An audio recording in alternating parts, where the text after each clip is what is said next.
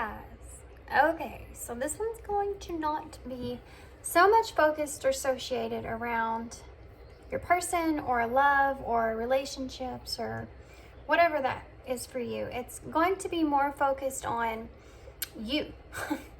We're going to focus on you. We're going to focus on where you're at in life in general, and where would you like to be? And in the energy or the state that you're in now, where is that pushing you? Okay. I used to do this reading called Where You Are, Where You're Going, and How to Get There. So this is kind of like that in a way. I guess I just didn't want to call it that. But this is just kind of like whatever Spirit's wanting to come through with, what they feel like that you need to know about where you're going and what exactly you're wanting, okay? So 3 piles here to choose from. I'm also going to use some of these new oracles. These are called the mystical shaman oracles. Haven't used these yet. These were donated to the channel by MKTC. Good grief. MKTS. There we go. We got it. Donated by her, and she donated a bunch of decks to the channel, so I'm kind of using them sporadically. But here we are with this one, and so we're going to use that to kind of get an overall look. And also I'm going to use these. These are called the Hidden Realms, Wisdom of the Hidden Realms, and I haven't used these very much. I think I've used them maybe once or twice. That's it. So we're going to get some of those as well. So we have 3 piles here to choose from. This first deck here is the regular Rider-Waite Tarot. It's kind of a different version of this deck. These cards are kind of, I don't know how to describe them. I never do. They're like metallic kind of cards. I think they're made, like they feel like plastic, okay? So they're different. They're fun to shuffle though. And then this one here, this is called the True North Tarot. And I thought this would be good to use in a reading like this because we're really looking at what you're wanting to do, where you're wanting to go here. So your North Note, if you're headed in the right direction there. And then this one here is one of my most favorite decks, and it's the Tarot of Mystical Moments. So lots of good imagery here from this deck. I love this deck. Okay, so 1, 2, 3. Timestamps are down below. And also I wanted to announce that I've been trying to remember to say this. I am open to personal readings. So if you want a personal reading from me, the information about that is in the description box. All you have to do is send me an email and I will email you back all the info. And a lot of people ask, like, because they don't know what kind of questions to ask. I do 2 different types of reads now. I do a three question read, or I do the you and them read. So it just depends on kind of which direction you want to take with that. With the you and them, you can actually get so much information. So if you're wanting to know about your person and you don't really know what exactly to ask, that kind of gets an overall look at what you're going through in that connection and what your person's going through in that connection, and then the outcome and those together energies connecting. So anyway, if you would like a reading from me, in the description box down below. So let's get started with this one. I'm interested in how this is going to go. So pile 1, pile 2, pile 3, timestamps are down below, and I'll see you at your pile.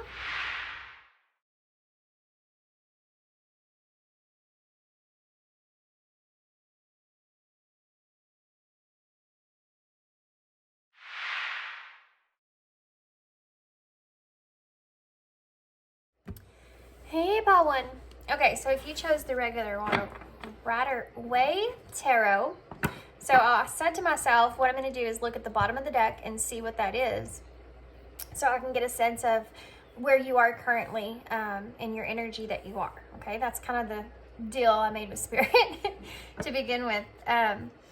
So you have the King of Wands here for the bottom of the deck. You also have Strength in reverse, 10 of Wands in reverse.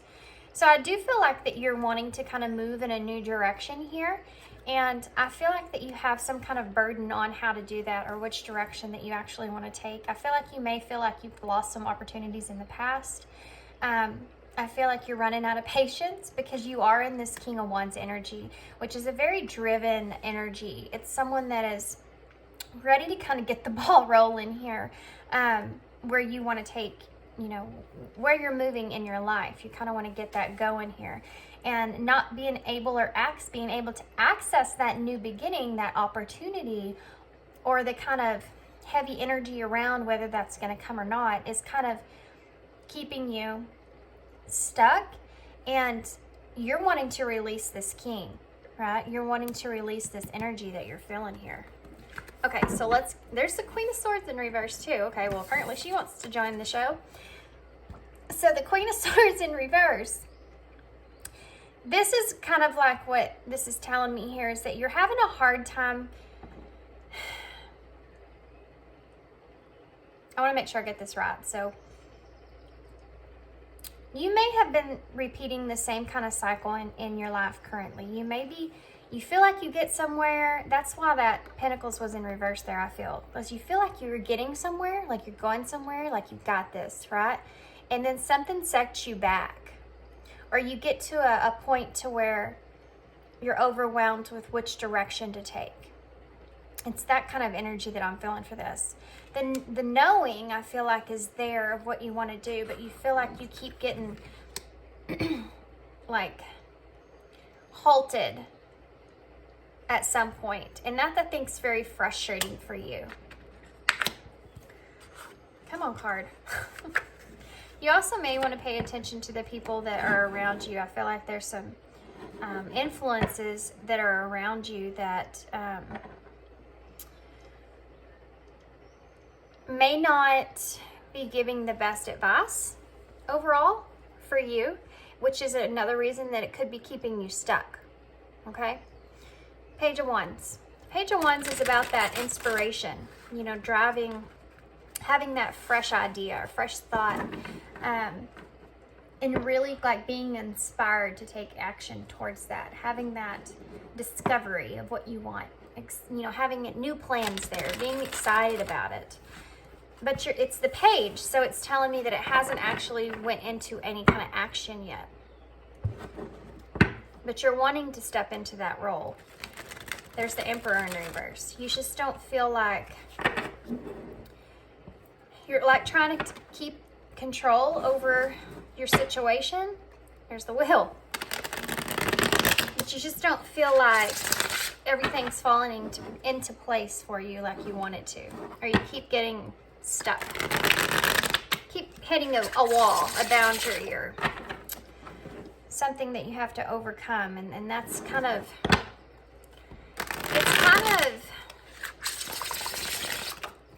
puts you stuck, which kind of makes you feel uninspired sometimes, because you feel like you keep hitting these walls. But Spirit's wanting you to understand that those walls are actually there to help you. Those walls are actually what's happening there is those walls are actually teaching you how to be stronger within yourself. You know, meeting those walls and having to go through the blockages there and working your way around that blockage is helping you to be more strategic within yourself, driving forward to where in the future you can actually enjoy how much you've grown, okay, on your journey here. Because you have learned so much from those blockages. Okay, has a lot to do with your strategic abilities, how you move past mistakes or those blockages, how you overcome those obstacles there, something that you're learning. You need to learn this now is what they're saying, because it will help you in the future to come. So we just totally got so much stuff out of just shuffling the deck. I thought we're going to go with it here. And I'm not even going to use the tarot yet. I guess I had to do that for some reason. I'm actually going to pull some of these. These are the new oracles, okay? This is the mystical shaman oracles. So we're going to take a look, get a couple of these, and see about where you are. So can you tell me about pile 1 and where they are currently? Tell me about pile 1 and where they are currently here, please, Spirit. So we have the Blade, number 6. Number 55, Taming the Wind. Okay. They're wanting me to take these two are just going to come together, okay? Because I keep getting drawn to that, taking that card, but they wouldn't come out separate. So here they are.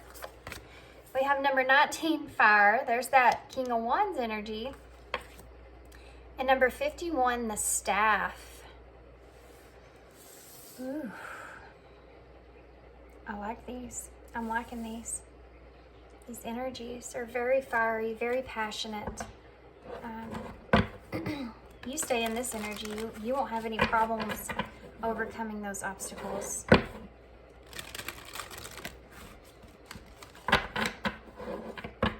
Lots of cycles that need to be completed here when it comes to what you want to do.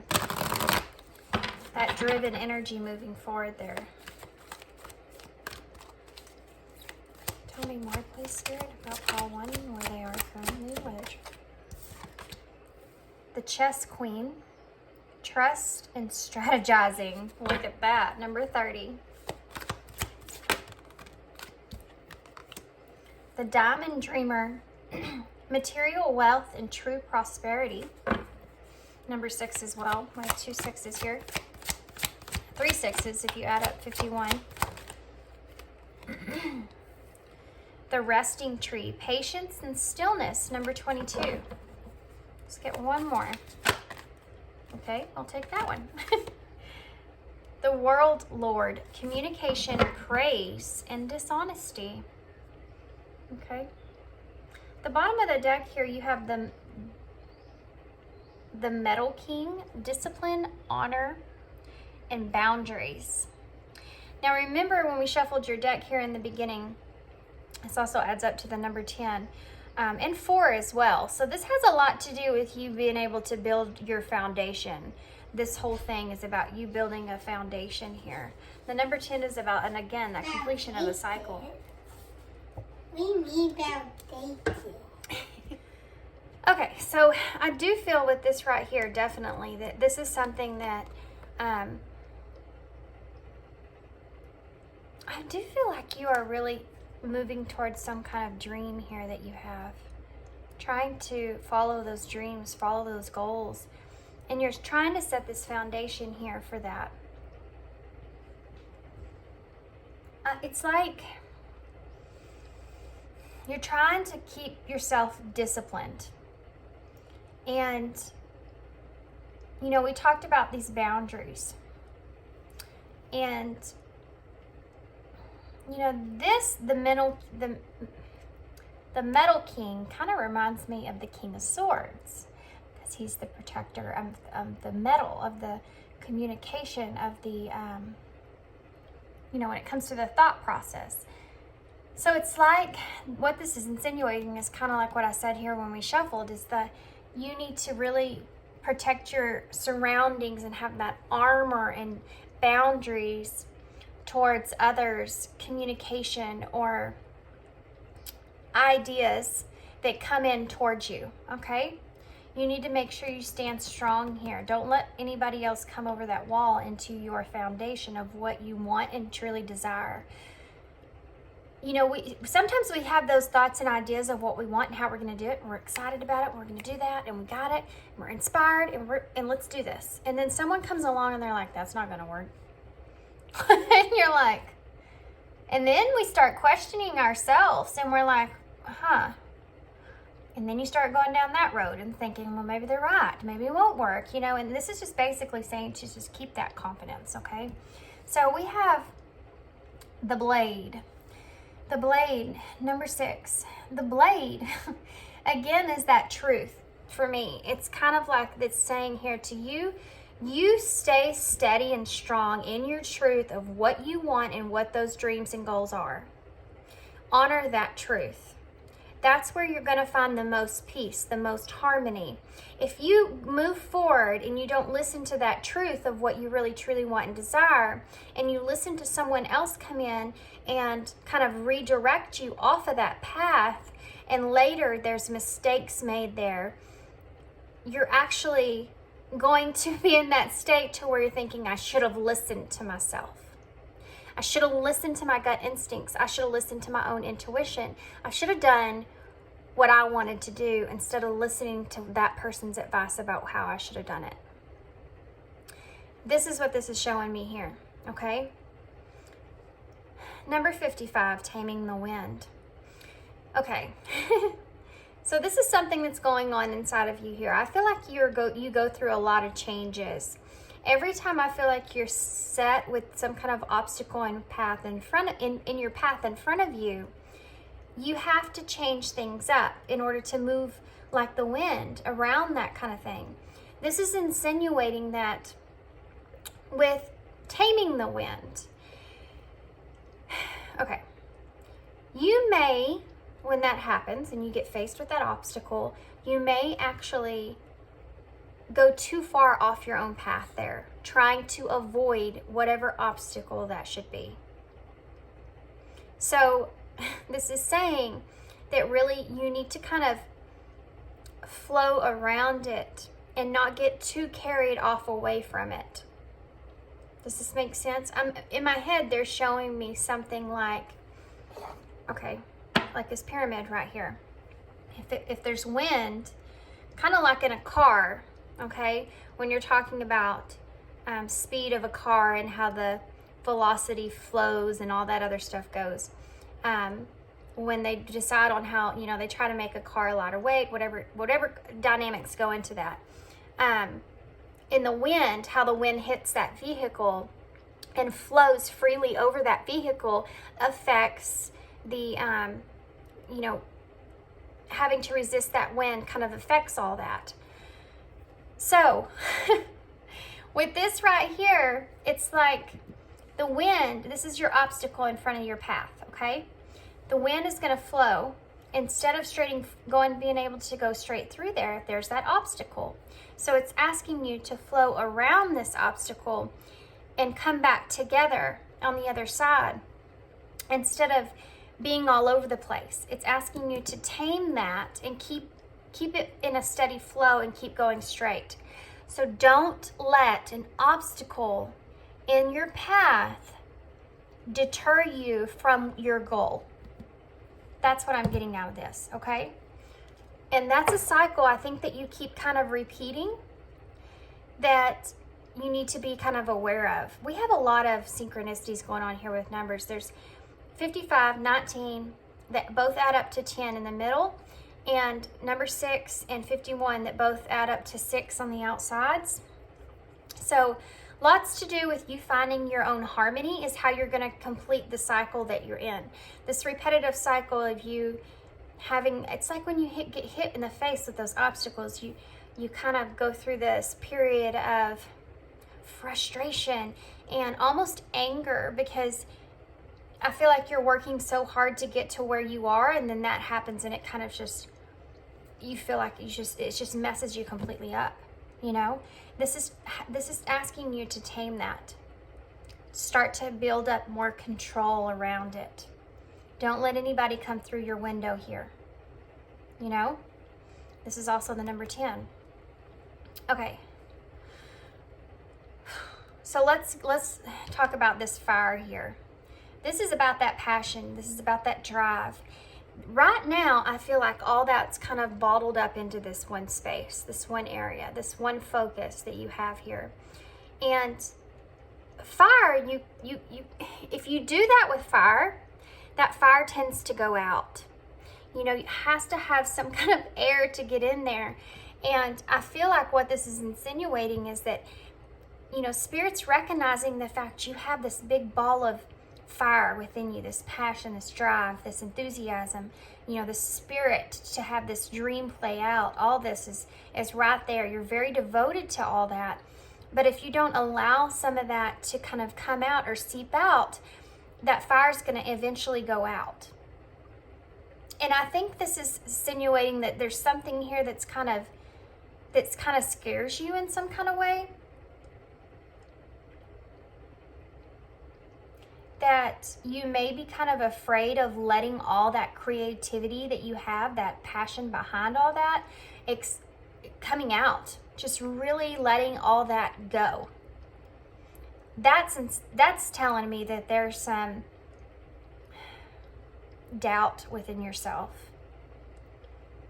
about others, not about you, about the way others will accept these things. We'll get into that. I'm seeing that these cards down here on the bottom really correlate with these, so I feel like these are kind of clarifiers for what I'm seeing up here. So I'm going to do that with these, finish that, and then we'll go down and kind of push them together. So we have the staff here, which is funny because we have the blade here and now we have the staff. With this staff that's here, I'm trying to figure out what that is at the bottom of this. Just one second. Oh, it's a feather. Okay, and there's a tree that's growing something. There's a little blue diamond that's same kind of diamond I feel like that's on the hood up here, or the antlers up here. There's a moon over here on this side, a crescent moon. Yeah. And also I have to say, this staff at the bottom here is very woven tightly. The farther it gets up, the more open it is. So it's like, the way that I'm seeing this is a root, like a plant, something that's just stuck in the ground. And I think this is a fear that needs to change in order for you to have that blockage. You know, we saw that Ace of Pentacles in reverse. That's a blockage of a new beginning, new opportunities there. This is, you know, I always see these cards different, but for some reason this one is, to me, it's kind of a fear. It's kind of a fear, which is something else I kind of got here about you just letting all that out of that bubble. Don't let any of that passion die within you. I feel like there's a lot of great things that can come from that passion and creativity that you carry within yourself. Don't be afraid to show that, you know, be able to express who you are there. This is really reminding me of death. The skull is really reminding me of death in tarot, which is, you know, the death is that transformation. The death is about that rebirth, things having to fall to come back. And it's kind of what I said about those obstacles being there. You kind of have to be faced with those obstacles in the way to know how to grow over those obstacles, to know how to strategically move around those obstacles, to learn and to grow your mind, to mentally be able to cope when stuff like that is placed in front of you. This is where you are, you know? So it's like this being the number 5 as well is about that change. And the number 1 is about that new beginning. Together, that's the number 6, which is about that peace and that harmony that you need to have within yourself when it comes to those changes, when it comes to those new beginnings. Even fear of facing those new beginnings. It's like you want this so bad. And when the opportunity is placed in front of you, you're so scared you're going to screw it up. You know, but that fear just runs rapid. It kind of gets, it carries you into chaos. And this is kind of saying with this grounded energy here with the roots, like I said, to ground yourself. You know, step strong in that power. And that's something that needs to be transformed within inside of you to be able to have that new beginning that you want. You need to take that fear and transmute it to something else, to that driven power, to whatever that is for you, so that you can have that new beginning that you're craving. I'm also hearing like you feel like you screw up every time you get an opportunity. You screw it up every time you get an opportunity. I keep hearing that repetitively in my head. So again, this is that fear. Because once you're faced with that reality, that you can mess something up there, then it's like, if you do mess something up there, every time you get another chance or opportunity, it makes you in more fear. But they're wanting you to accept how it happened the way that it did, because it was a learning experience that you needed to go through. For the next opportunity to come, you would react in a different way moving forward. You know, you need to adapt. You need to adapt to this. You know, a tree, when it grows, and there's a little tree growing down here, especially when it comes to your communication, but we'll get into that. A tree, when it grows in a certain area, wild area, it keeps growing. It adapts to whatever surroundings it has. So it has to, sometimes a tree will grow into something. Sometimes a tree will grow in a weird spiral, you know. So whatever that is, or will attach itself to whatever's around it, it just grows. And this is saying that you need to, adapt to whatever you experience moving forward there. Okay, so let's go on down here, because I want to get into all this before we get tarot. And I don't want to spend like forever over here. Because I'm going to use tarot to see where you're going, and more advice about how to move in that direction to gain what you need there. So we have the Chess Queen.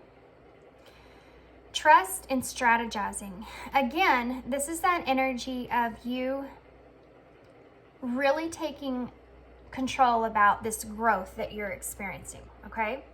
And being strategic and trusting in yourself, trusting your truth, okay? Because that was like the sort of truth for me. Trusting what your truth is and being strategic with your truth and how far you've grown and where you are.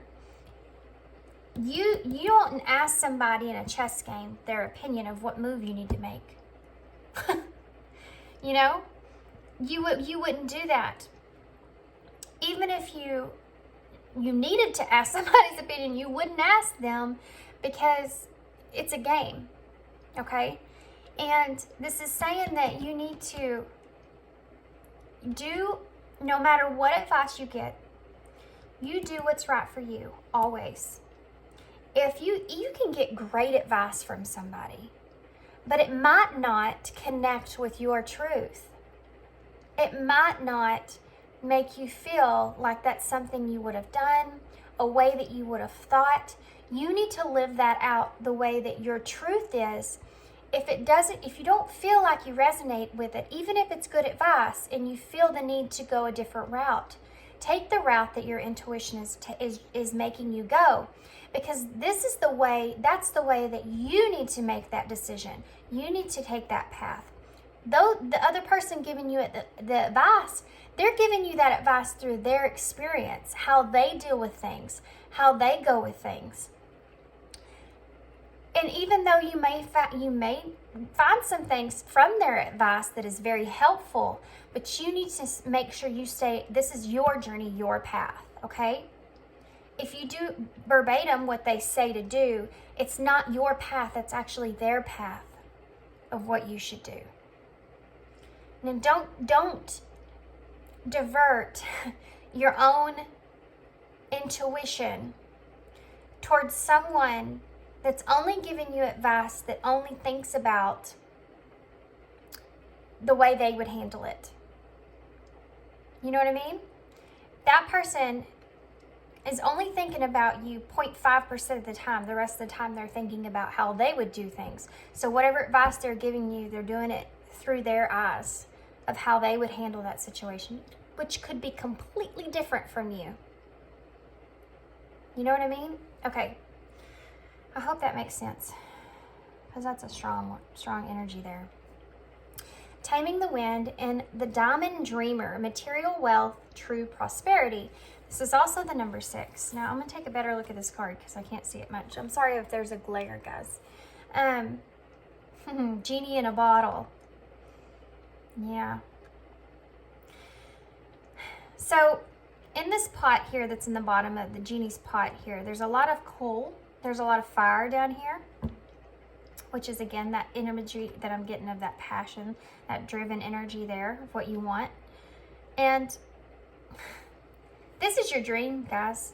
This is your dream. This is your dream of what you want. You want to have that material wealth, that true prosperity, that being able to imagine yourself having all of that is a wish come true for you.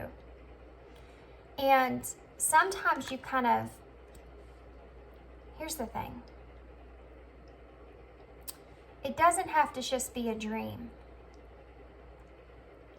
You know, it can be a goal. It can be a goal, not just a dream. It's just something that you're wanting. But every time I feel like an obstacle is placed in front of you, you look at it and say, my dreams are too big. There's no way I'm ever going to get this. It's just a dream. But it's not. It's just a dream. You know, you question that within yourself, your abilities to be able to play this out without some kind of genie popping out of a bottle and saying, here I am. You know, what is it that you desire? You know, it's like, you can do this. You know, you can fulfill these dreams. A diamond is a very rare, a diamond is one of the most rarest crystals there are. It's a very, very, very, very powerful crystal. And that's why they're so expensive. And it's like, you feel like this dream is so far fetched. It wouldn't come out, would it? That happens sometimes.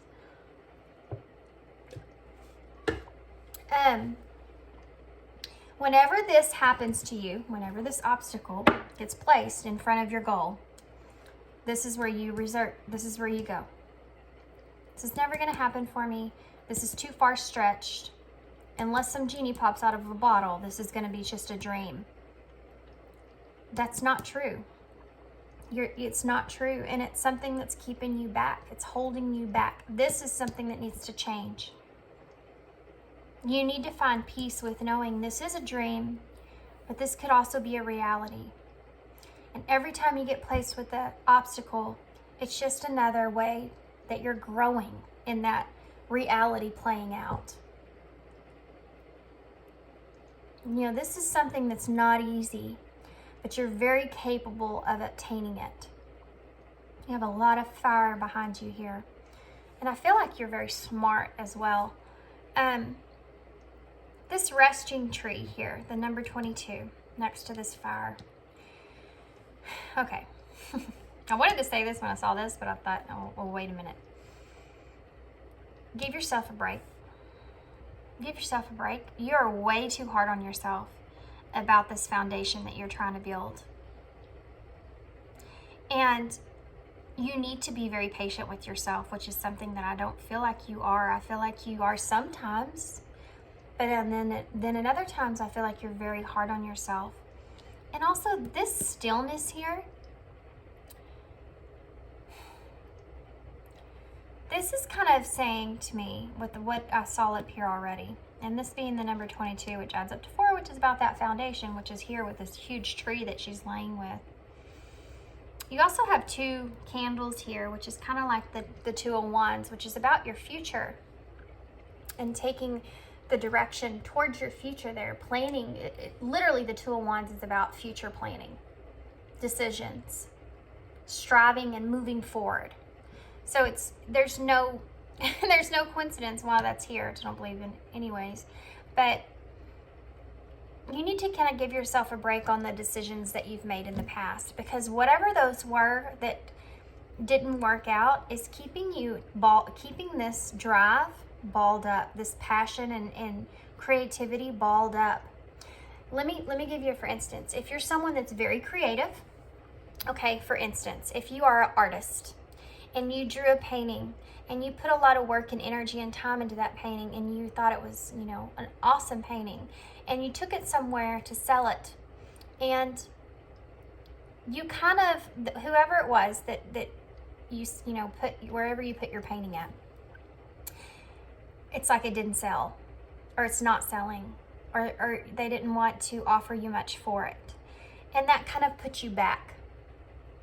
Okay? Something that you felt like, my ear's ringing now, something that you felt like for you was awesome and great for you to do. And then someone else criticized it outside of you, and it put you back. It made you want to ball up all that creativity, because now you're kind of nervous to put it out there, because maybe what you thought's so great, not a lot of people will. You really need to go easy on yourself when it comes to that. Really go easy on yourself. Let me tell you something. There are people, and I'm going to tell you from experience of this right here. Not everybody's going to resonate with me. Not everybody's going to like my energy. Not everybody's going to like what I have to say. But the people that need to hear the messages that I send out will find me. They will come to me, and they will resonate with what I say. It's like a soul tribe, you know? Those people will find me, and all the others that don't agree with me or enjoy my presence, then they'll go find someone that more is enjoyable to them. Not everybody's going to like the stuff that you put out there. But it's not about the people that don't like it. It's about the people that do. It's about the people that do. It's about the people that need those messages, or need that experience, or need that creativity. You know? It's about connecting with those souls. That's the way I feel about this, you know. I don't worry a whole lot about how many subscribers and stuff I have. I'm honored by that, and that, of course, that makes me feel good. It's about those people that do find me and how they resonate with what I say, or how I help them gain some kind of clarity in some kind of way. It's the effect that you have on those individuals. If people aren't resonating with what you're putting out there, or liking what you put out there, then that's okay. Those people weren't meant to connect with you. Those people can't see all this drive and all this creativity and all this prosperity that you have within inside of you. But somebody will. You know, somebody out there is going to like your work. Somebody out there is going to enjoy your work. Don't you dare ball that up. Don't you do that to yourself. You know, put yourself out there. It's definitely scary. It's scary to put your work out there, to put what you feel like, you know, and your soul or your spirit or your intuition's calling you to do. It's hard to listen to that, because there's fear outside of that. Fear of what people will say, fear of how people will react to that. And there's always someone, even if it's just one soul, that needs it, or needs to hear it, or connects with it. You know what I mean? If this is like an art thing, you put that work out there, and it doesn't matter how many people around that you've disappointed. What if you get that one person that has a whole lot of ties to other people that enjoy it? And how far will that take you? This is stuff that you need to give yourself patience with, and kind of rest in that energy, okay? Moving forward. You don't have to be everybody's cup of tea. No, not everybody likes their coffee the same. You know? Okay. So, the staff.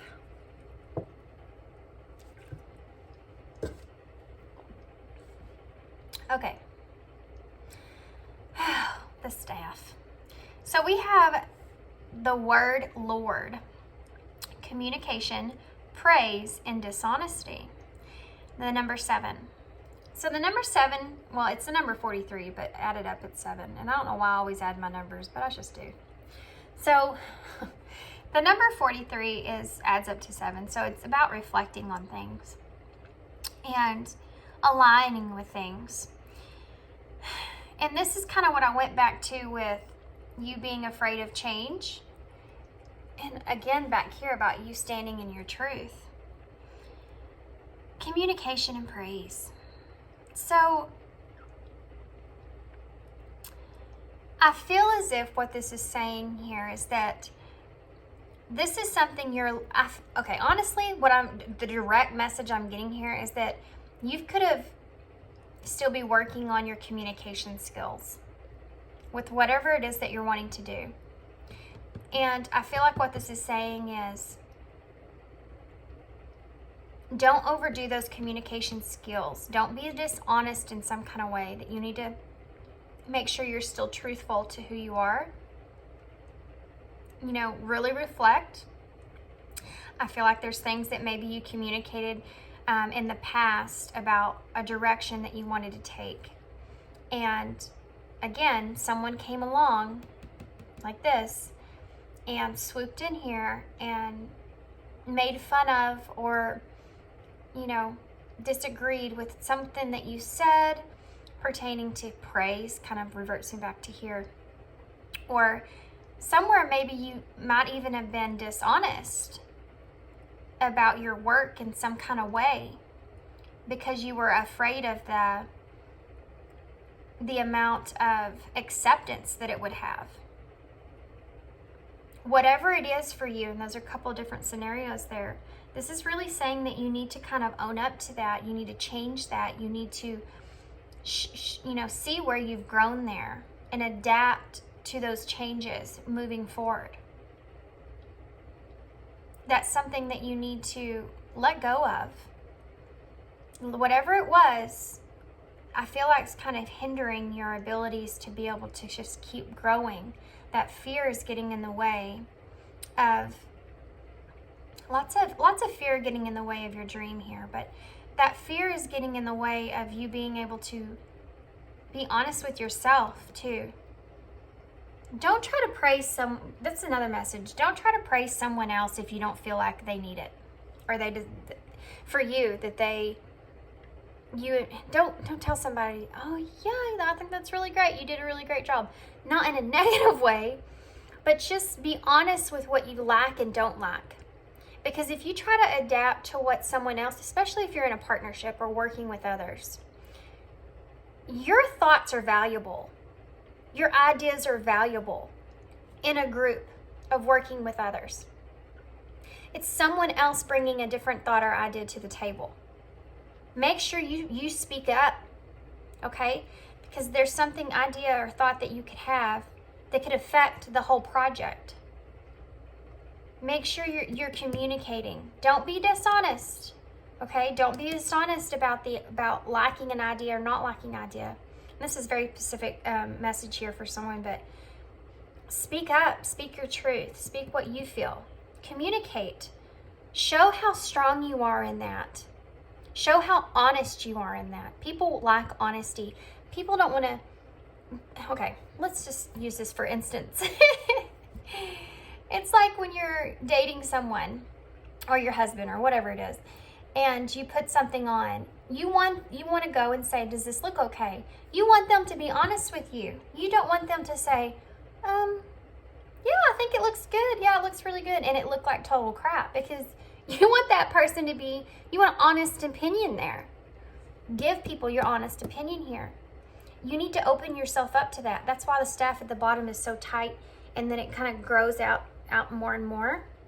You need to adapt to that. When you keep going forward on this, you'll be able to discover how honest you really are, and how you can, it's like you kind of move back and forth.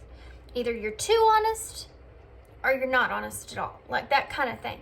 You need to kind of just stand strong in what you really want to say, and then say it in a way where it's not arrogant or anything like that. But for instance, you could say, that's not a bad idea, but if it was me, I would probably do it this way. Or if you're asking somebody about your outfit, you would say, it's not too bad, but I don't know that I really like it on you. Something like that. There's a softer way to do things. You don't have to be so, chopping people left and right. You don't have to do that. There are some people like that are too honest, We couldn't do that in this world, or we'd just all be walking around just being a bunch of assholes. We can't have that. We have enough of them anyways, right? So let's get some tarot. This is real quick. We've been on this for a little while now. Let's see what's going on here. Oh my goodness. Okay.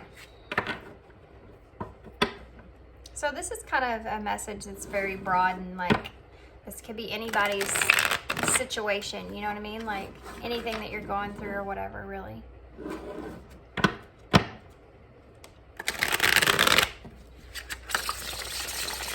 I love shuffling these cards because they're just different. I don't know how to explain them. I think I got these on Etsy like a long time ago, and I didn't know they were like this, and I got them in and I was like, what? What? They don't bend, you know, they wouldn't, you can't, they're just really flexible. It's funny. Okay, sorry. I love these cards. So pile one. What else is pile? Okay, well there's the Queen of Wands in reverse. That's being afraid to take a risk and lacking confidence when it comes to that. There's that Ace of Pentacles.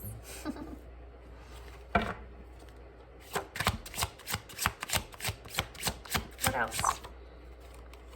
Okay, so we have two cards that came out together, and I'm going to take them together. We have the Five of Swords in reverse with the Eight of Pentacles in reverse. What else? So now we have that Ace of Wands there, which is kind of like that fire that we saw. Okay. The Three of Pentacles in reverse. Okay, so why is the Queen of Wands here? Clarify the Queen of Wands in reverse. The Four of Pentacles, yeah. What about the Ace of Pentacles? Why is the Ace of Pentacles here? There's that King of Swords in reverse. Why is the Ace of Wands here? Two cards came out with that. You have the Eight of Wands in reverse. I know these are kind of hard to see on camera because that reflection goes, but I'm going to move them down. The Eight of Wands in reverse and the Nine of Pentacles in reverse. Why is the Three? Okay. There's that Four of Wands in reverse. Look at that. Isn't that awesome? Okay. You have the Magician in reverse into the bottom of the deck with the Page of Cups. You definitely are someone that has way more power than you give yourself credit for. Look at that. You have the Knight of Cups and the Page of Cups that's under that. I'm going to move these down a little bit so the reflection's not so bad. Okay, there we go. Okay, guys, let's just get through this real quick, and then I'll get some advice overall. And then we've kind of got pretty good advice. I'm just going to get some message cards. So, okay. Bottom of the deck energy here. You have the Magician in reverse. Boy, if you could turn this Magician upright, you'd have everything you needed. You'd be able to manifest whatever you wanted here. It's in reverse because you don't feel like you have all the tools that you need in order to make things play out in the way that you need to, in the way that you want them to play out here. That's what's going on here with you. This is something that you need to change. You know, you have the Page of Cups underneath that with the Knight of Cups. You're very, very attached to what these dreams are. Very attached to what these dreams are that you have. And you know, it's in your emotions. You feel it, like you want it that bad. And the possibilities for it, you know, having that emotional, being driven and having that emotion there is there. The possibilities in having that emotion is there. You're not lacking in that area whatsoever. You know, you have the drive. It's just everything around it that kind of halters it. So, Queen of Wands in reverse with the Four of Pentacles. You're afraid to take a risk because you're holding on. You're afraid to take risks. Okay? Let's say it like that. You're holding on tight to what you do have here. You're like, I'm holding on really tight to what I have here. I don't want to let this go. This is that fire that big ball of fire. You know, you're just holding on to that. And also the dream that you have, which you're holding on to as well. But your Queen of Wands here is in reverse.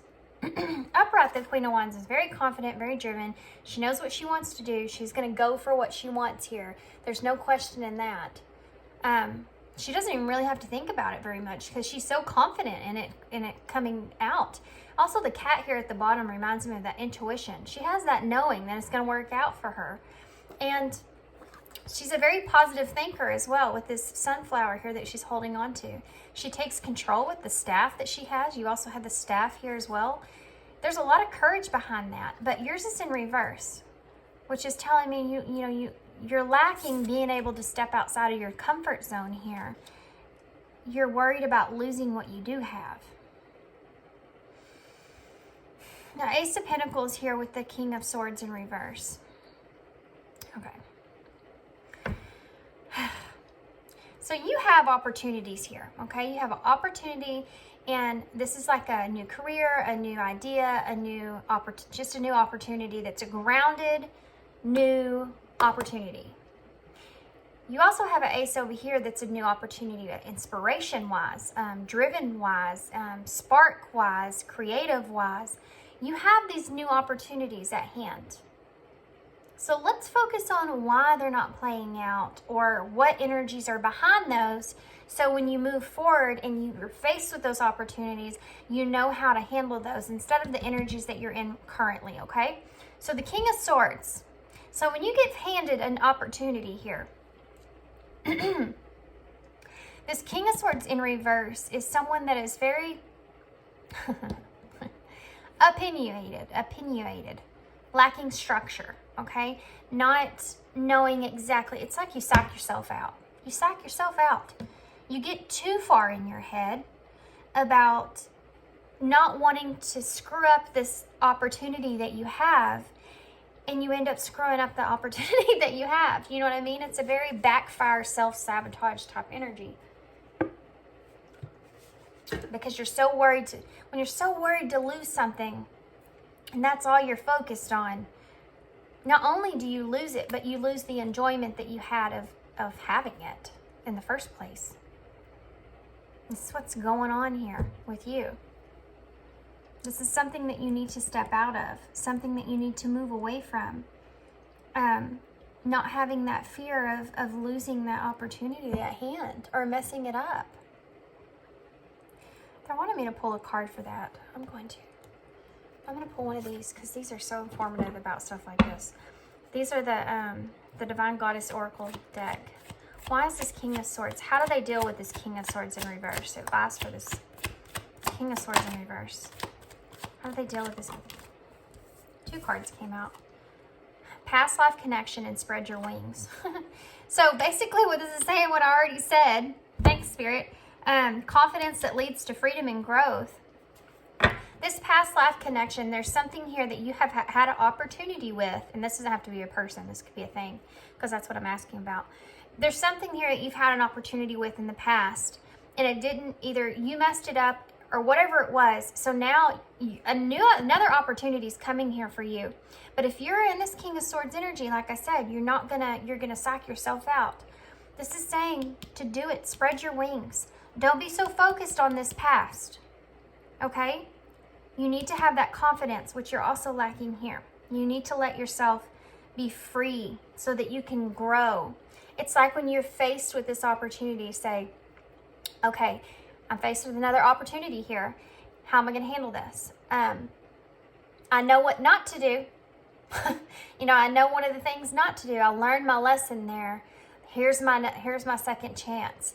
And have confidence in yourself that this is the opportunity you're going to play out and it's going to be great. You have to have that confidence going into it. Otherwise, like I said, that psyching yourself out is going to come into play. You need to spread your wings here because that's where you're going to blossom. That's where you're going to grow. Allowing yourself to do that. Not letting fear or anything hold you back. Okay, this 5 of Swords that's here in reverse. So the 5 of Swords, when it comes up, it talks about there being conflict, okay? And there being disagreements that take place. Or some kind of loss that took place because of a disagreement. And I feel like this is pertaining to what you've been working on. Okay, so this is like what I said before. This is giving me that same energy of you worked really, really, really hard on something. You feel like you were very, very, like this is a perfectionist kind of energy. So it's something that you felt was very perfect whenever you handed it over. Someone disagreed with what that was. And this could be in any kind of scenario here, guys. Someone disagreed with that. This is saying, with it being in reverse here, this is a card of making amends with that. Making amends with that within yourself so that you can keep moving forward here. Can you give me some advice for this Five of Swords in reverse? How do they do this? I have some advice about this. Again, divine counterpart. Guys, there may be someone in your background here, by the way, that kind of helps motivate you. Okay, so now that that's out of the way, they're wanting me to talk about this. I saw it up here, but I didn't say anything. And then it came out here, and then now it's here again. This is also telling me here that with this, the way that it says connection sent to you from the angels, this is also kind of telling me to look at that, whatever mistake that was or whatever disagreement that was a saving grace. That wasn't meant for you. Hold on to this thought. Hold on to this work or idea that you have here. This person that you that disagreed with it or whatever that wasn't meant for you. This was a protection energy from your angels here. This is saying that if it didn't work out, it was meant not to work out. This person and you were not meant to collide, weren't meant to connect and work together in the way that you felt, okay? There's reasons behind that. And you were meant to walk away from one another. You're meant to do this either on your own, which I feel like is over here. We'll get to that. Or there's something that wouldn't have worked out for the two of you. It wouldn't have been in the same way. You need to follow your own instincts here. Okay? I just keep getting this. Your angels were protecting you with that. The other thing is that, you know, I like saying this because I think it's an awesome phrase. That rejection is divine protection. Remember that. Rejection is divine protection, and that's what I'm getting from this. Okay. So the Ace of Wands is another opportunity to show your creativity in some kind of way or how passionate you are about something in some kind of way. I do have to say, just so y'all are aware, these aces that are here, you know, they're showing me a future energy going into this and how you can control what's happening. Before in the oracles, they showed me all those 10s and those 5s. 5s are about that change that you need to make. 10s are about completing all those cycles. And here's the new energies that's going to come in, okay? So new opportunities are definitely coming your way. But remember, the aces are just an opportunity. It doesn't mean that it's going to happen. It's an opportunity for it to happen.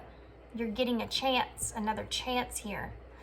So for this Ace of Wands, you have the 8 of Wands in reverse and this 9 of Pentacles in reverse, guys. This is telling me that you hold back. Just like that ball of fire we talked about. You're holding back. You're going to get faced with this opportunity. Do not hold back from that. The 8 of Wands is normally very fast moving and very communicative type energy. You know, it's a progressive energy. It's someone that takes action. It's someone that's very fast-paced, excited about something. You ride the momentum of whatever this new opportunity is. The 9 of Pentacles in reverse is something that... Okay, 2 different things that I'm getting for this. One of it is you may be afraid of doing this independently and this opportunity being all in your hand. And the other thing that I'm getting from this 9 of Pentacles is it's like you're not freeing yourself. You're not releasing yourself from all the stuff that you could put into this Ace of Wands. 8 of Wands in reverse. Not speaking your mind. You know? Resisting that change. Frustration because you're not being able to, you're not putting, just let your ideas loose. Let them go. Let them flow. And like I said, those people that will connect with it will connect with it, and the ones that don't won't. And if they don't and they disagree, you're protected from them for some sort of way. Put whatever idea that was on the back burner, because somebody will come along and pick it up that resonates with it. Okay, so I am gonna get, well, am I?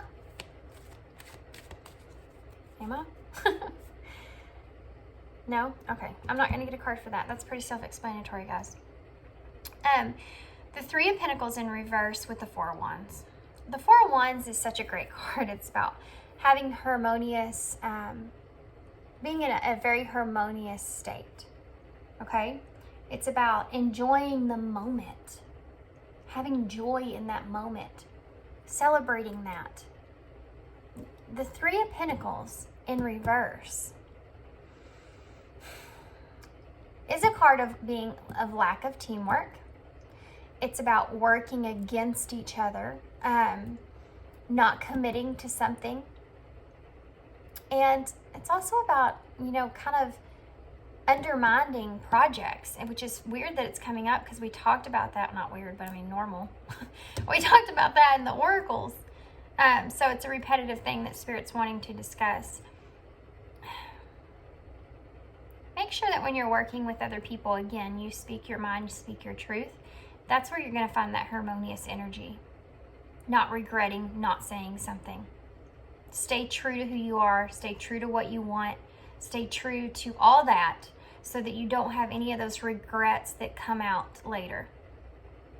Okay? This is very important for you to live that truth, because I feel like there's a lot of information within yourself that you could bring to the table that you hold back from.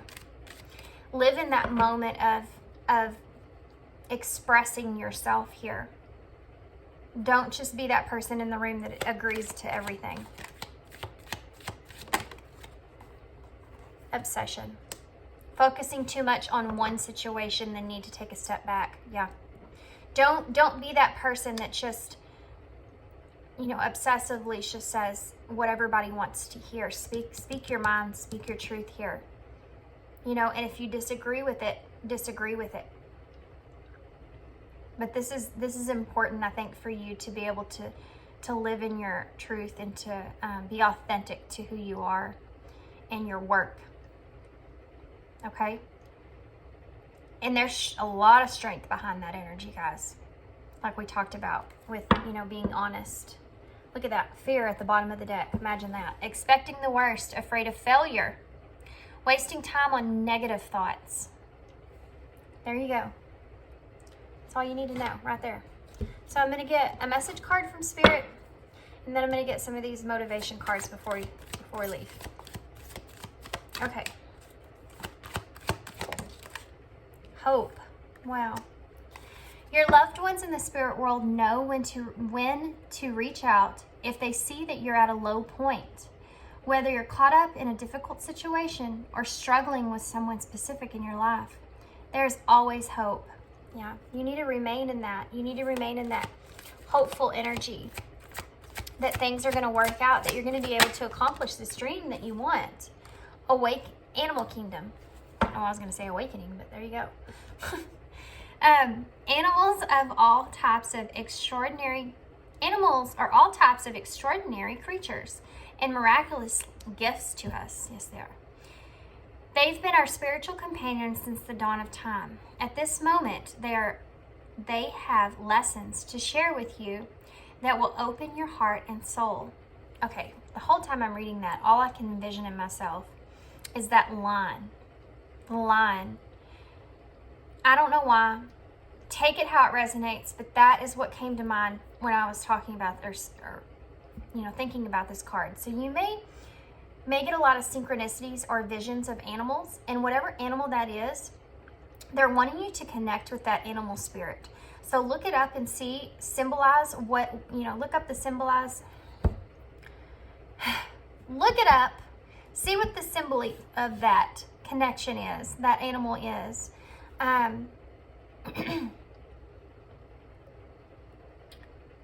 Something else here, the horse that's on here. Well, let me do the line first. The line is where that courageous energy comes in, and I feel like that's insinuating that you need to be very courageous here and don't let fear get the best of you. The other thing is this horse is standing out to me. Now, horses are very, very smart. Too smart, probably. They're also very kind to me in nature in a way. Horses, a lot of people don't know some things about horses. I'm gonna clue y'all in here. Horses are all have their own unique smells. They do. I have horses. Horses have been a part of my life forever. And there's a part of the horse's leg that's the inner cap where their knee is. And if you rub that, it smells. It has a fragrance to it. And every horse is different. All their fragrances are different. Now, the reason I'm telling you this is because it's kind of an overall sense of what I'm gathering here is that there's something that's, everybody has something different to bring to the table. We're all unique in our own ways. The disappointing part in our reality world, the way the world is now, is that we don't all put that out there. For whatever reason, people tend to want the same things or fall in line to the same things. I don't understand that. I mean, I understand just going with what you like, but don't fall in line with everybody else. Like I said, not everybody's going to like the things that you like, but your own uniqueness, you're different. And there's those differences. There's people out there that will resonate with that and connect with that. You will find those people. And that's where that peace and harmony kind of comes in. That's why you have to be honest and open. Because if you're not authentic to who you are in your work, you'll never find those people and you'll never find this really, truly honest, harmonious part within inside of you. Be authentic. Be authentic. Okay, so you really have some special energy there. Everybody does, but we don't all show it. We're scared to show those parts of ourselves because when you do that, you're putting yourself out there and you're saying, here I am to the world, take me like you want me. And you're putting yourself under the microscope to have a lot of scrutiny, and it is scary, But there's something here that's saying you need to do that. There's things that you're developing that are authentic and true to who you are. Don't be afraid to put that out there. Okay, well, that wanted to come out. And that one. Anything else? Anything else? Okay. We're going to take those. I'm also going to take this one because I kept seeing it. I am worthy of the very best in my life, and I now lovingly allow myself to accept it. Yes. You want those big dreams, but are you allowing yourself to accept those dreams, or are you standing in your own way? Fear getting in the way. I am at peace with my past. Yes. That's what I'm talking about here. Be at peace with whatever happened in the past with those ideas and your ability there. Look, my ability to conquer my challenges is limitless. My potential to succeed is infinite. I'm loving these cards for this. I am in perfect balance. Yeah. You can be in that perfect balance. You just have to believe in yourself. Believe in yourself. I believe in you. Today I am filled with energy and overflowing with joy. Yeah. If you believe in yourself, no matter what happens in the past, no matter what happens with someone else, if you just keep believing in what you want and you desire and your truth and your creativity, then you will find this energy and overflowingness of this joy within. It has to start from within. Don't let the outside world judge you so much that it starts to deter that fire that's within you. Don't allow for that to happen. Believe in yourself.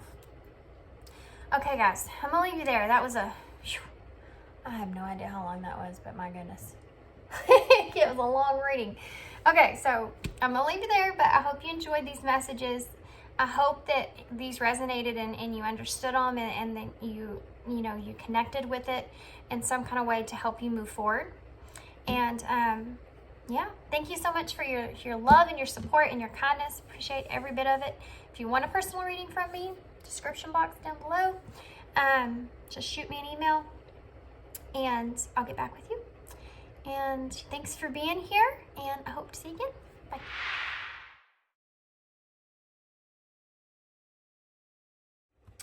Hey, pile 2. I almost said pile 3. I caught myself. So pile 2, if you chose the North Note, True North Tarot. Is it right? Yes. True North Tarot, then this is going to be your reading. I'm actually going to set this aside because, like I said, we're going to start with these oracles here. Now we have 2 sets of oracles. The first ones that we're going to use, this is called the Mystic Shaman's Oracles, and these were donated to the channel by MKTS. She donated a bunch of new decks. And these ones here are called the, let me make sure I get this right.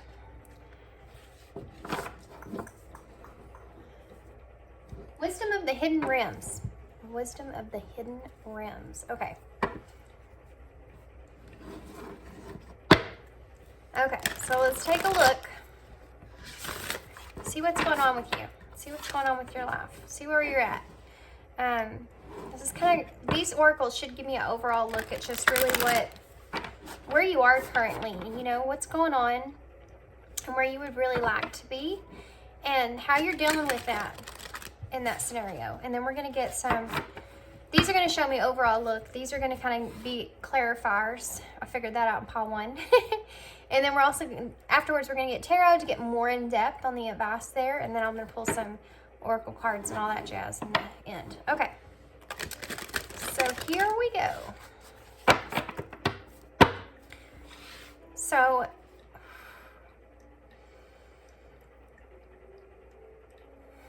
man, I just had a rush of energy for some reason. Good grief. We just got started. Honey, hopefully that's our only disruption. Okay. Pile 2. Pile 2. What's going on in piles 2's life, Spirit? What can you tell me about pile 2, where they are currently? What's going on? What's going on in their life right now? We have the Sorcerer. This reminds me of the, this card. This is a new deck, but every time this card comes out, it reminds me of the Magician. Okay, I never can quite say that right.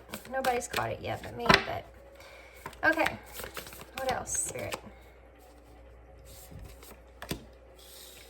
The lower world.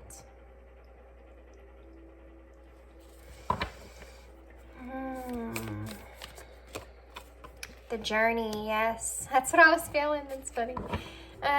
Yeah. And water. Okay. I'm getting a pretty clear message. The bottom of this deck is the Crow, and it's also the number 13, which is actually death in tarot. And there's a reason that I want to keep this out, because it's very significant in this spread that we see so far. I'm going to go ahead and pull these as clarifiers here to kind of get more in depth on that. I'm going to talk though while I'm shuffling, because it's kind of coming out quickly. I do feel like you are trying to discover like your whole ability to be able to go within, to kind of manifest what you want here in your life, or feel like you have more control over the outcome of things in your life. And there's a heavy emphasis here about you doing the inner work, okay? You going in and facing the shadows here. Big, heavy emphasis on that. I do feel like there's some fear associated with the emotions that are going to come out in that process, and fear of how this is going to change you overall as a person. So let's see what the Sorcerer here is. Can you clarify the Sorcerer for me? Ooh, that flew right out, didn't it? The Shadow Queen. Yes, see the shadows. Acquiring knowledge, insecurity, and manipulation. That's weird because the Sorcerer, the Magician, in reverse, it talks a lot about manipulation there. So this isn't a bad thing, it being upright. The Sorcerer kind of, which these are always going to be upright, but the way that I'm seeing it is that basically you're wanting to manipulate your own reality. You know, you're wanting that power. See, she's holding this light within her hand. It's like you're recognizing that you have the power here to face things moving forward. Now, this is the number 16, which is the Tower in tarot. And this is what you know that you have to face if this is the way that you want to kind of move forward in your life, this journey that you'll have to take. Okay, so let's keep going. Why is the lower world here? We have the Horse King, assistance and control. Okay. So we're going to get to that. We're going to get to that. Let's go ahead and get everything else. The journey. The Desert Prince. Survival and false promises. Number 19. Water. The Lady of the Mirror, yes, reflection and non-judgment, number 44. The bottom of this deck is the River Queen, flow, letting go, and natural movement. Yes, I like this reading. I'm going to like this reading. This is talking about you going within and really discovering your authenticity, trying to kind of cast out those shadows there, realizing that you have control in a situation. So I'm going to start here with the bottom of the deck energy. Let me get a drink real quick. Now, guys, my throat is kind of a little bit raspy. I had to spend a little time outside yesterday, and it was very, very bitter and cold, so I feel like maybe that's why, but you're going to have to bear with me. I might have to clear my throat once or twice. So the crow here, like I said, that's kind of the death. But the crow is also significant because it's like the all-seeing eye. You know, the crow is able to kind of see all perspectives from a higher viewpoint. And I feel like this is something that you're currently in the midst of. Like you're kind of trying to figure out how to kind of control all this. It's like you coming out of your shell mentally, you know, and kind of having a broader perspective overall of kind of what's going on with inside, you know, kind of developing that ability to see things from a very, very different standpoint from what you've experienced in your life so far. You know, you wanting to go down that road, you wanting to take that journey. It's an enlightenment, okay, that's there. Death is also about there being a huge transformation. You know, you have to have something die out in order to have that rebirth, like the phoenix, you know, and I feel like this is the energy you're currently in, okay? Now, to clarify that, you have this flow, letting go, and natural movement. See, this is just a deeper indicator here that you're, look at this, guys. These are two completely different decks. Let me show you all these synchronicities that I'm feeling here. That's why I'm so excited about this reading. And this card is just hanging on there. So, look at this. Do you see how there's a shell here on this crow right here? And then if you look on top of her head here, the same shell, guys. Look at that. Two different decks. Two different decks. Crazy. So that's significant. That's like you really coming out of your shell here. You really deciding on doing this. And some of you, I feel like, have already started this journey. But some of you are just now kind of digging your toes into it. So the River Queen. You're wanting to really take control of this natural flow, natural movement when it comes to your life overall. You're really wanting this transformation to take place. You know that there's like something that needs to change here in your life, and you're recognizing that it has to come from within. And there's a lot of intensity behind that. You completely changing your foundations of who you are. Lots of reflections going on here with you. You have 31 here and 13 here, and they're both the darker cards. So there's a lot of reflecting that's kind of happening here, I feel like.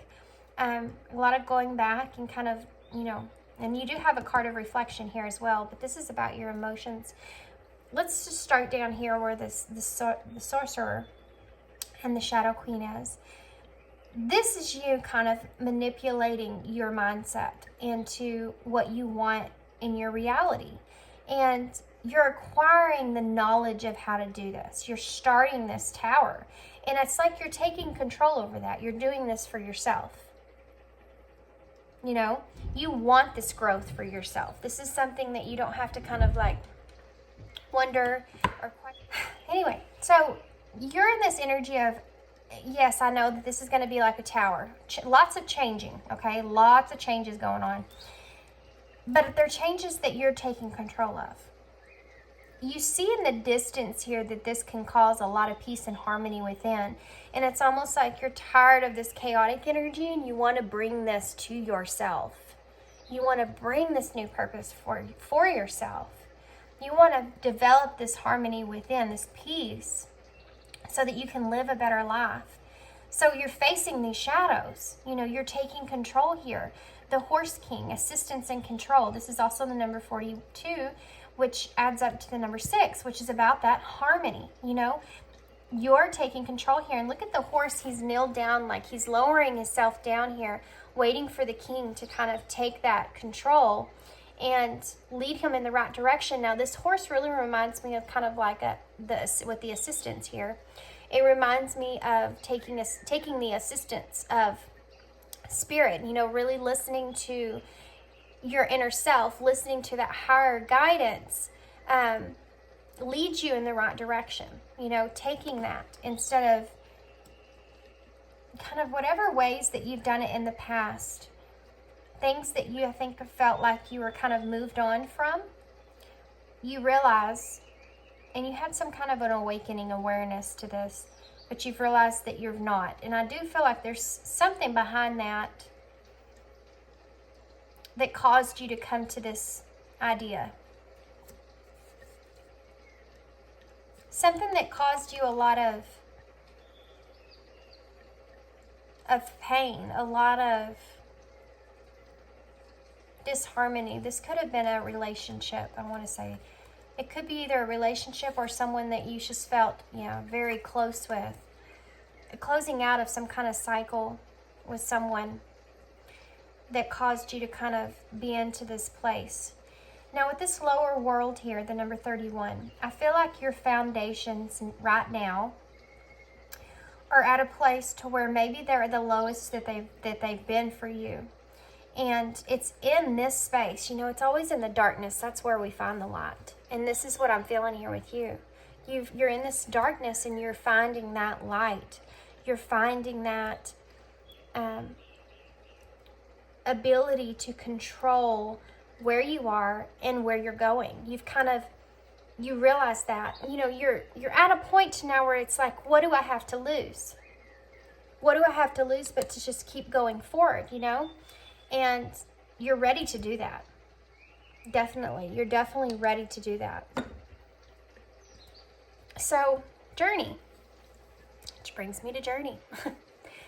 You're ready to take this journey within. You see the way has his arms crossed here, and the eagle that's above is again that following that higher guidance, you know, following that wisdom. And you may have be someone that kind of has looked outside yourself, looked at a higher guidance from what your beliefs are or were in the past, and you felt some false promises there. You felt like the beliefs that you followed so far have kind of led you astray, and now you're looking for something different to kind of affect you in a different way. I feel as if this is part of your survival. So like what I said here, something that has really closed out, some kind of cycle that's closed out, I feel like with you and someone else has caused you to be in this desperation state, you know. That's really when we start to kind of really go within. I mean, we don't really have much of a choice at that point. We're kind of destined to do that when we get into such a low place in our lives. We kind of go into this survival mode here. And I feel like the pressure that you felt over these false promises in the past has kind of wanted to lead you in this higher direction.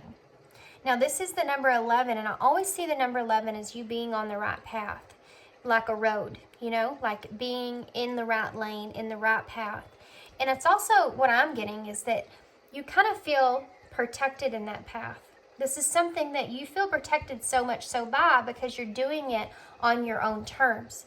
You're doing this, you know, you have the power here doing this. It's like you're trying to follow.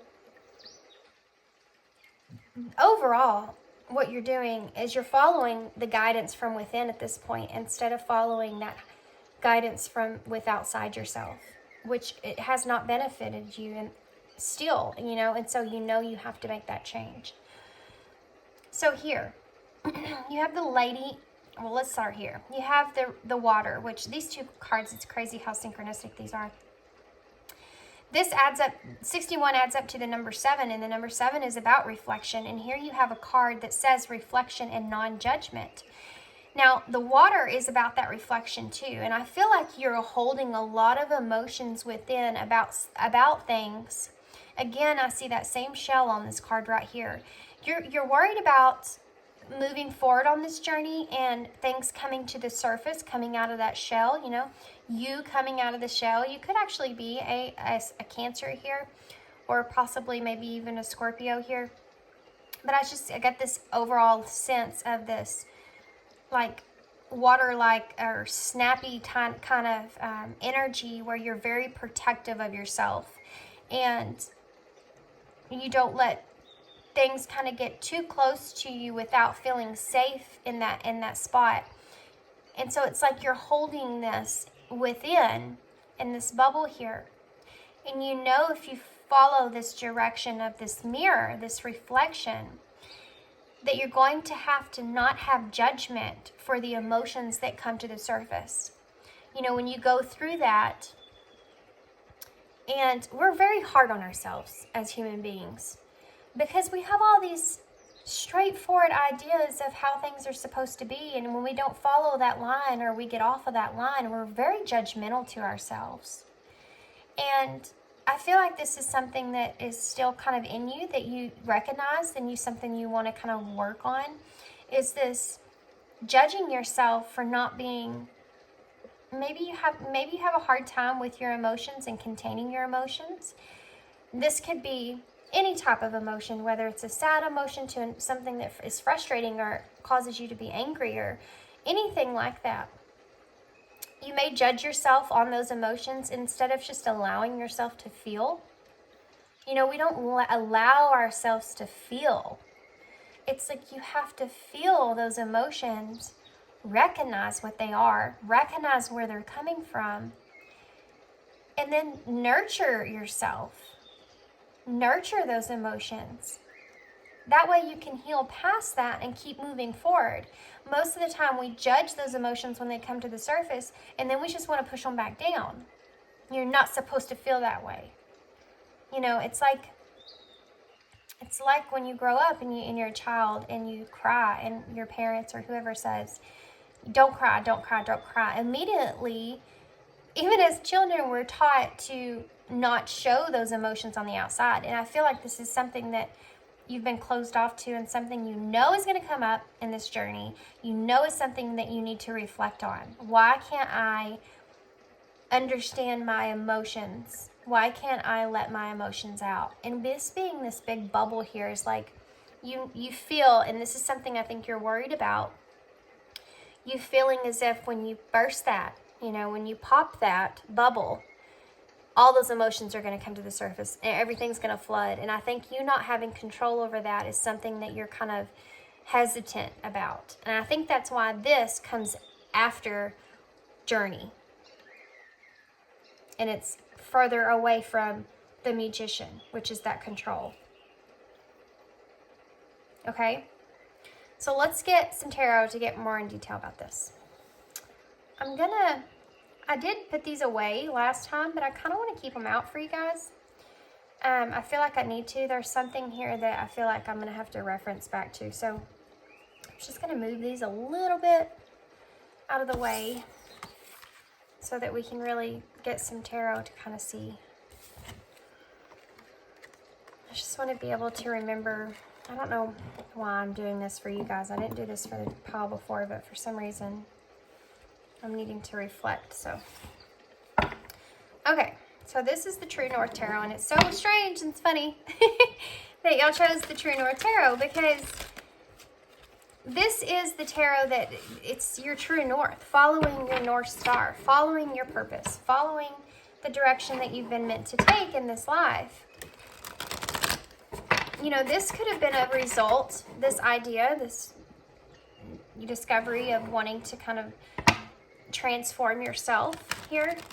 Could have been a heavy, I'm feeling a heavy result of some kind of disharmony that you felt in your life. I'm sure it will come out in tarot. But I just saw the sun in reverse, so it just makes me feel like there's something there that you felt was a failure in some kind of way, something you had to accept, some kind of disappointment that you experienced that caused you to be in this kind of energy that you are now. Well, good grief. That was a horrible shuffle. These cards are kind of a little bit unusual, so y'all go easy on me with the shuffling. Okay.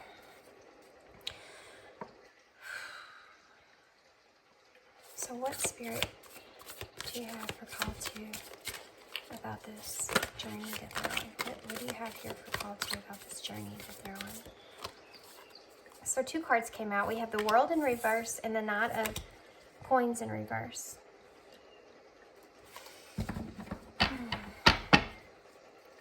What is it? Okay, well, that one didn't come out.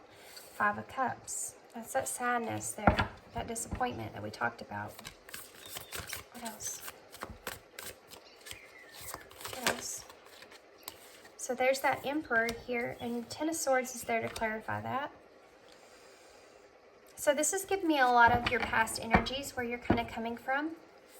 What else? And what you're wanting. What else? What else here? 4 of Swords in reverse. Can you clarify this 5 of Cups for me, please? Why is this 5 of Cups here, Spirit? Clarify this 5 of Cups for me, please. Okay, I feel like I need to take this one. Page of Wands in reverse. Okay, I got it.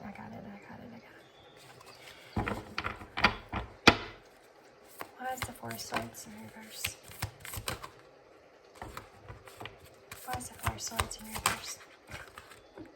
Okay, I'll take it. Oh, yes. Okay. So for the 4 of Swords in reverse here, we have the Devil and Judgment in reverse. That's so strange, isn't it? Because you have that non-judgment here in the same area. So your bottom of the deck, let's take a good look here. 10 of Wands in reverse with Temperance. That's exactly what you're trying to do here. The 10 of Wands being in reverse is realizing in yourself, you've been carrying a lot of burdens for a very long time. And you're ready to let this go. This is a card of there being extreme radical change. And on this one in particular, you see the 2 Wands there, which shows me that with the 2 of Wands, you're planning for the future. You're making decisions, you're striving, and you want to kind of move forward and have some progress here in your life. I say life because it's the world that's on here. Now this world looks like the sun. So, and you do have the world here. So it's like you're wanting to have this new world within. You're wanting to kind of move forward, and you feel like in order to obtain your true happiness, your true positivity in your life, you're going to have to face the things that you never closed out in your life. You're going to have to release these burdens that you've been carrying for way, way too long. Temperance is here to clarify that with the Ace of Cups in reverse. Now, when the Ace of Cups comes in, oh, you know what? Oh my gosh, you know what, guys? This is the 2 of Cups. It says, the 2 of Cups, the 2 of Wands. 2 of Wands. This is the 2 of Wands. But look, here's the 10 of Wands. So that still applies. It's like Spirit was saying, okay, you're jumping the gun here. That's the 2 of Wands. So your main focus is the direction to take. And it coming up in reverse here is kind of saying that you may be a little fearful of the unknown.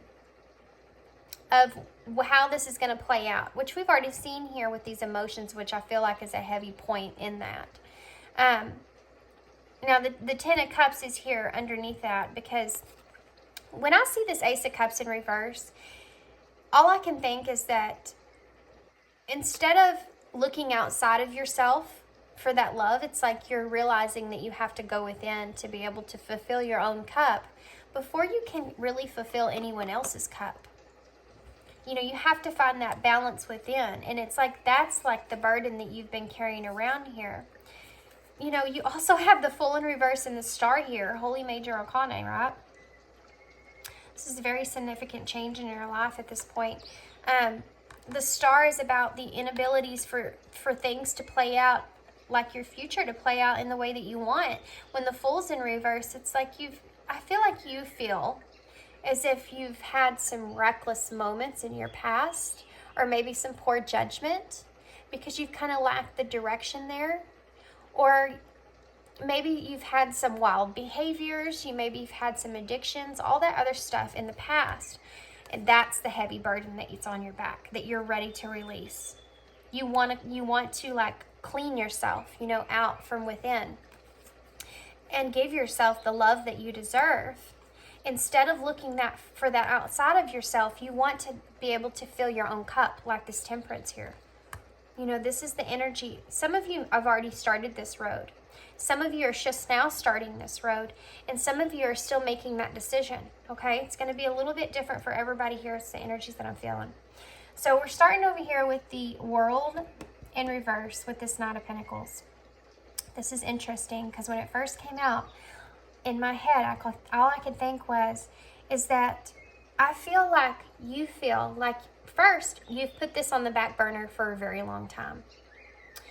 And secondly, I feel like if you've had opportunities come up in the past pertaining to maybe some goals or dreams that you've carried, it's like you feel like you've sabotaged those opportunities.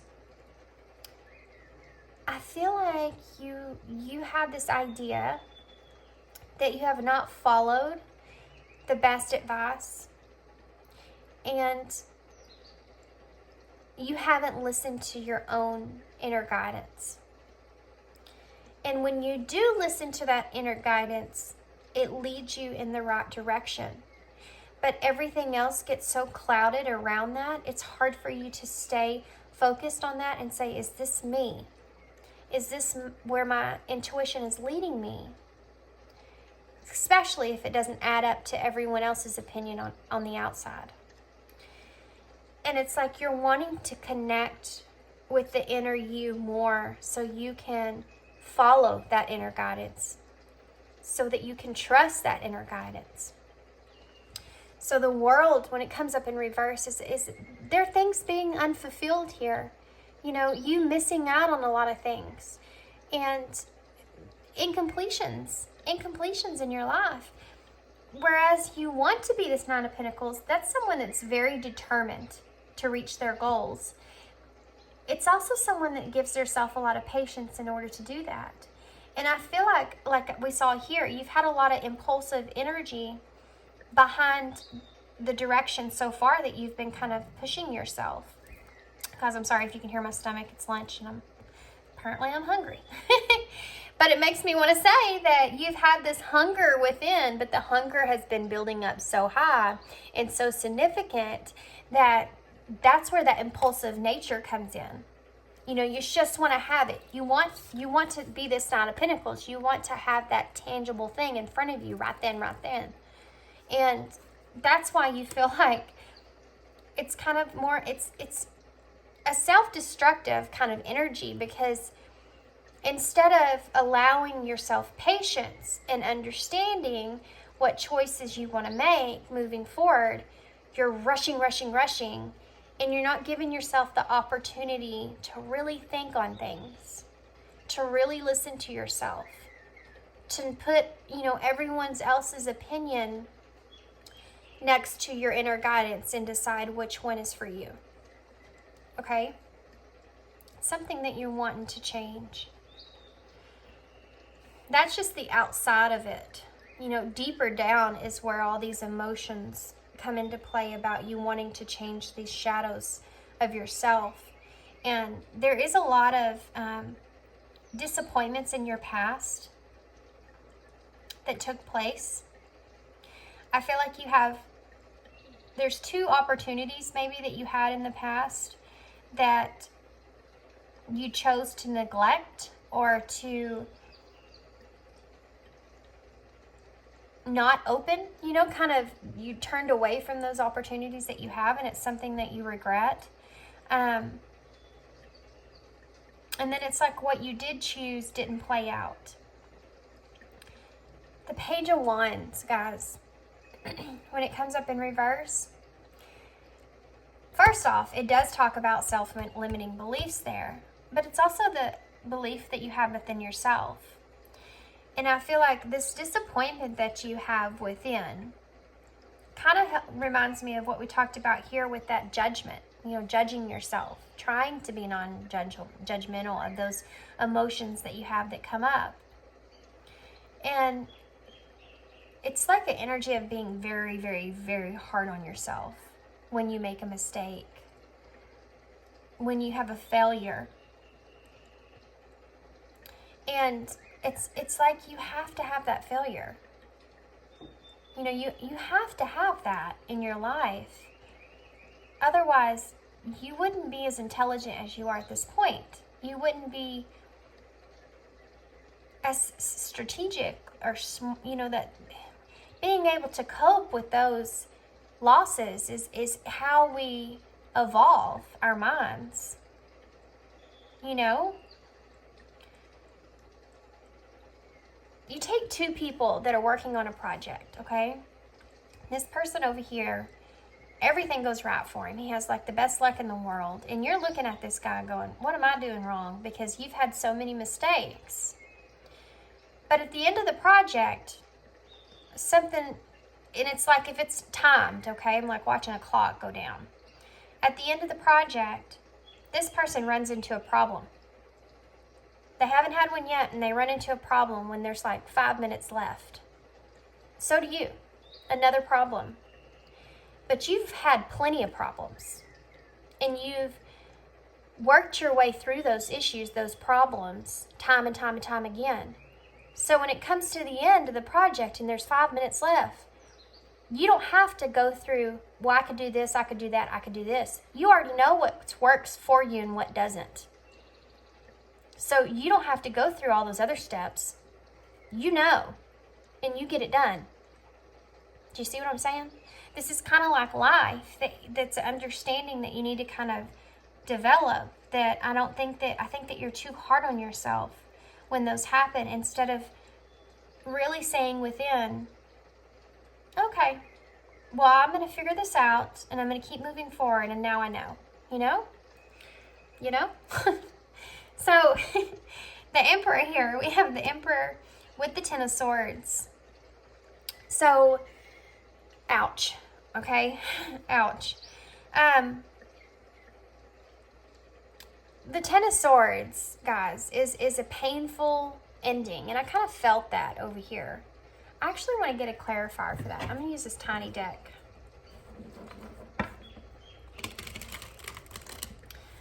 There's some kind of painful ending, painful experience, painful something that I feel like you had a closing out on that has made you want to be in this more controlled of your life here. Again, this is just exactly what I'm talking about. You having these mistakes or having these closing or painful experiences is what's leading you into wanting to take control into your own hands here. So the Ten of Swords, when it comes up, is like an energy of there being really, really deep wounds there. Something that ended that caused, or something very painful. It caused a very, very deep wound. You know, if you get hit by 10 swords, that's going to kill you. You know what I mean? That's that intensity of the pain that's here. And you wanting to take control over that. You wanting to take that, structure that, be responsible for that. Same thing I got here with the Shadow Queen and the Sorcerer. Why is the Ten of Swords here? Can you clarify this in more depth, please? This Ten of Swords. Now, this is going to be different for everybody what this is. So let's just see what they want, why this is here. Why is this Ten of Swords here? What are you trying to show me, Spirit? Okay. The High Priestess and the Eight of, what is that? The Eight of Pentacles in reverse. So there's something here that you worked very, very, very hard on, or something that you felt in your life was something that you worked hard on or you were invested in that was something that was very valuable to you. Something very, very valuable to you. It's the Eight of Pentacles in the reverse. So it's like,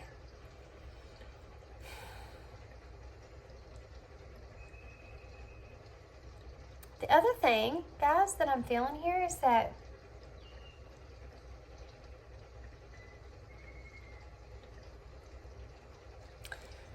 hold on, because I'm getting something here. They're trying to explain this to me in a different way.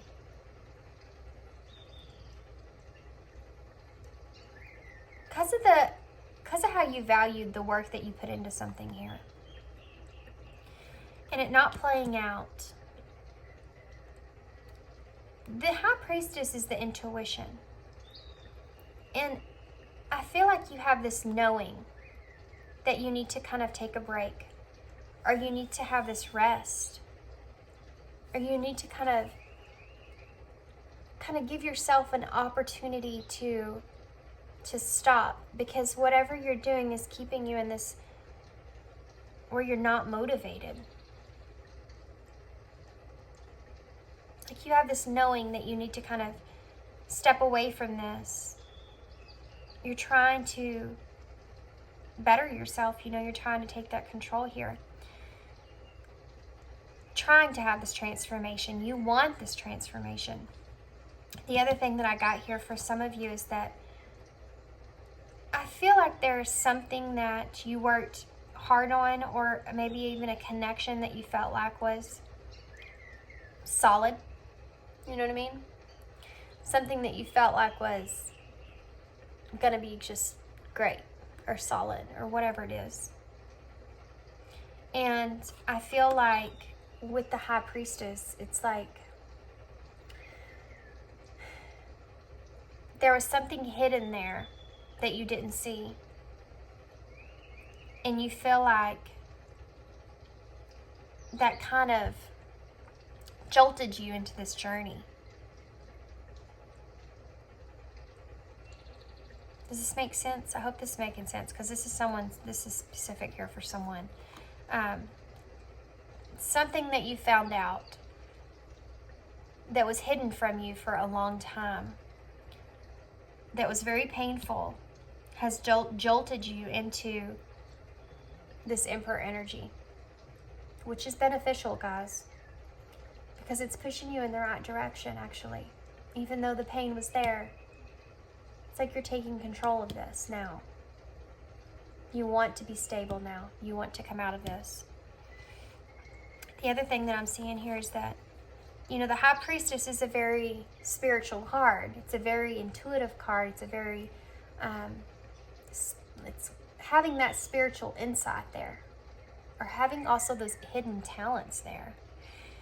So for the ones of you that feel this way, I do feel as if you may recognize that there are some things within inside of you that you didn't see before.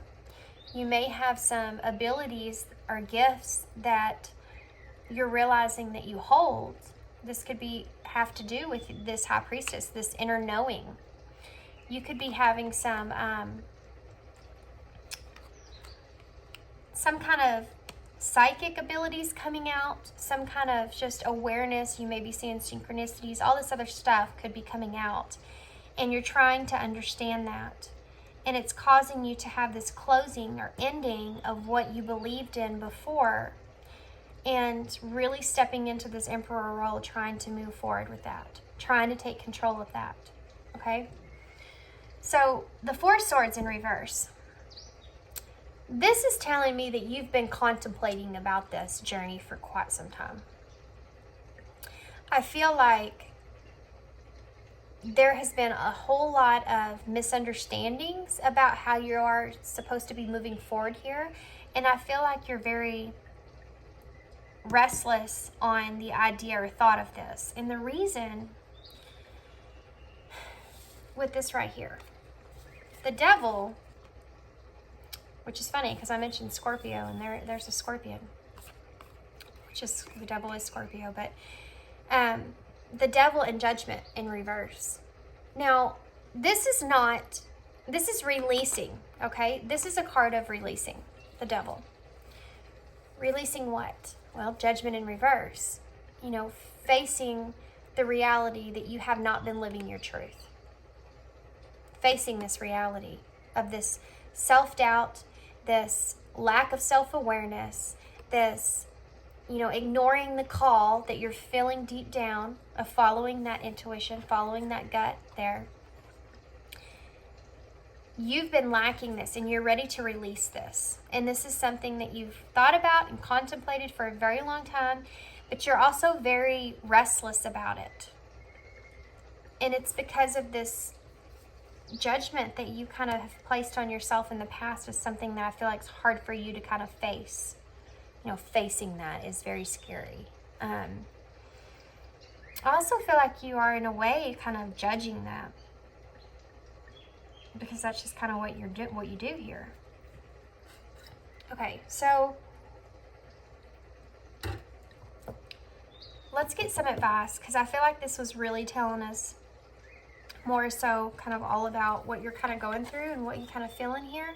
I want to get some more advice. I'm actually going to use the tarot to do that for you guys. That just gave me a lot of background about what's kind of going on here.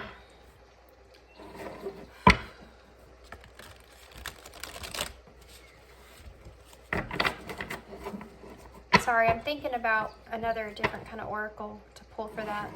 I'm trying to see what they're gravitational pulls leading me here.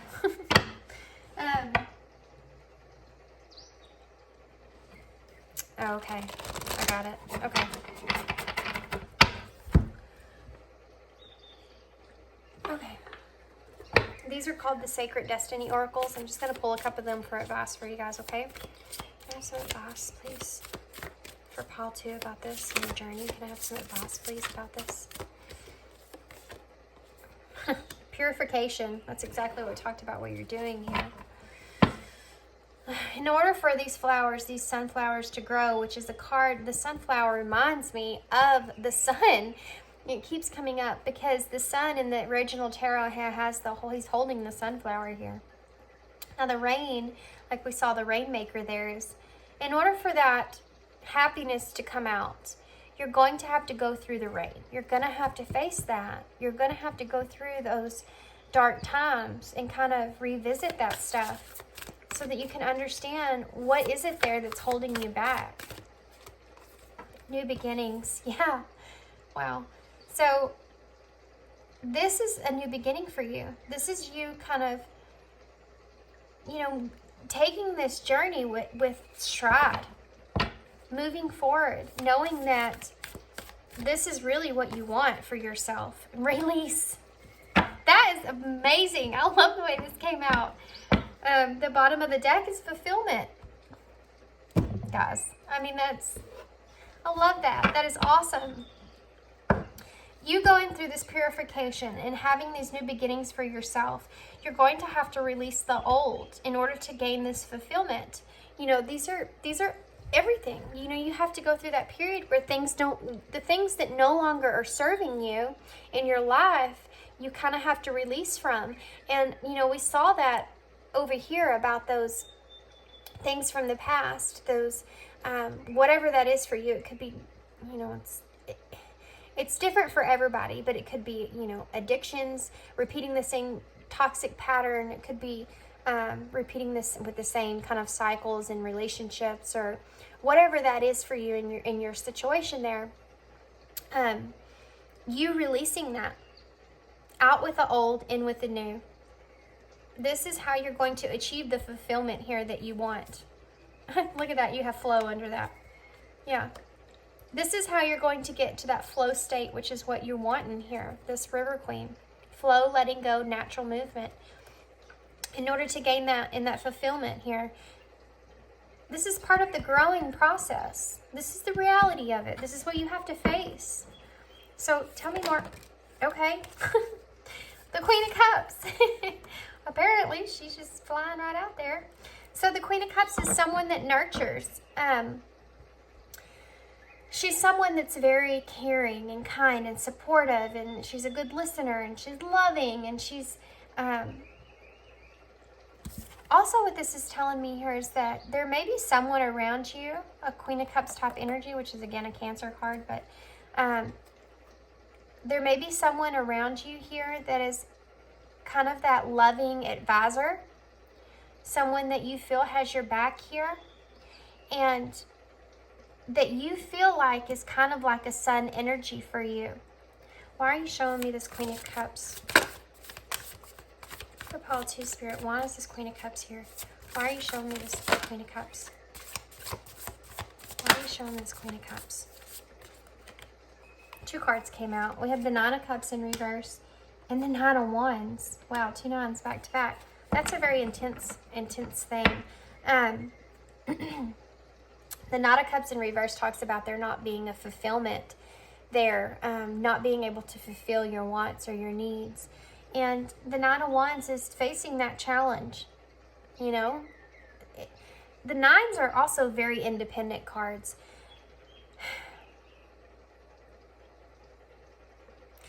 I'm kind of getting a feeling here that there's someone that you feel disconnected from that gave you good advice or loving advice. And you feel disconnected from this person. You feel lack from this person, and you feel like that you have to kind of face this without them. And this might be part of that struggle that you had to go through here, that rain that you have to kind of go through in a way. I want to know more about this person. What's the future with this person? Okay, they just gave me a whole story. A whole freaking story about this person. It fell right out. So I'm just going to go down this real quick. You have the 10 of Swords in reverse. So there's that loss. Wow. Okay. This is a story.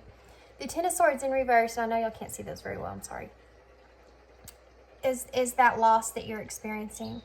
But it's also about, you know, you want to recover from this. And this is a side note, guys. This won't probably pertain to all of you, but just hear me out, okay? It's about recovering or regenerating something here. The 10 of Wands is telling me that this is not over between you and this person here. You're wanting to reconnect with this person, okay? There was some kind of argument, some kind of ending, some kind of something here. Disagreement with this 5 of Swords here. It's like there was a conflict that took place between the two of you where they kind of drew back their energy of some kind of way. And you got, I feel like, very loving, kind support from this person. And that's why you want this back. The King of Wands here in reverse.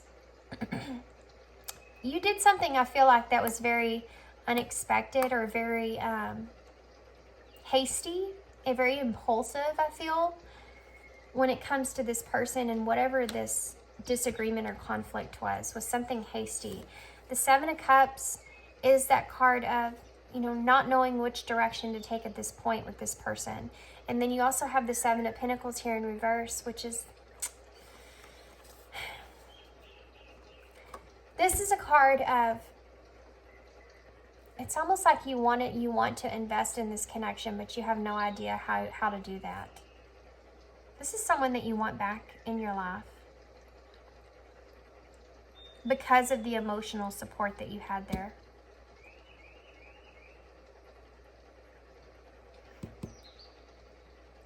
And the reality is that you feel like you have to kind of face this alone.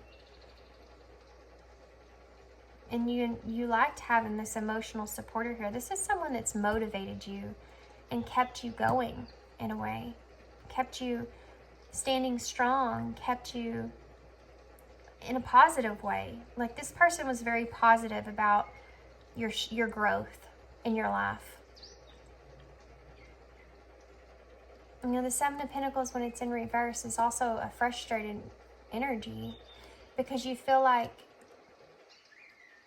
things aren't finished, but you don't know how. You don't know how to reconnect, to finish things, or to fall back in, or to have an investment again in this relationship or this connection. So that's a side note. You need to fast forward probably. Okay, let's see what the beginnings is. Why are you showing me these beginnings? Tell me more advice-wise about this beginning. The Eight of Wands. This is having that strength and that willpower to keep moving forward, to facing those shadows, to really going within. When those emotions come up, really focusing on those emotions. Why am I feeling this way? Why is that emotion there? Where's that residing from? Where's that coming from?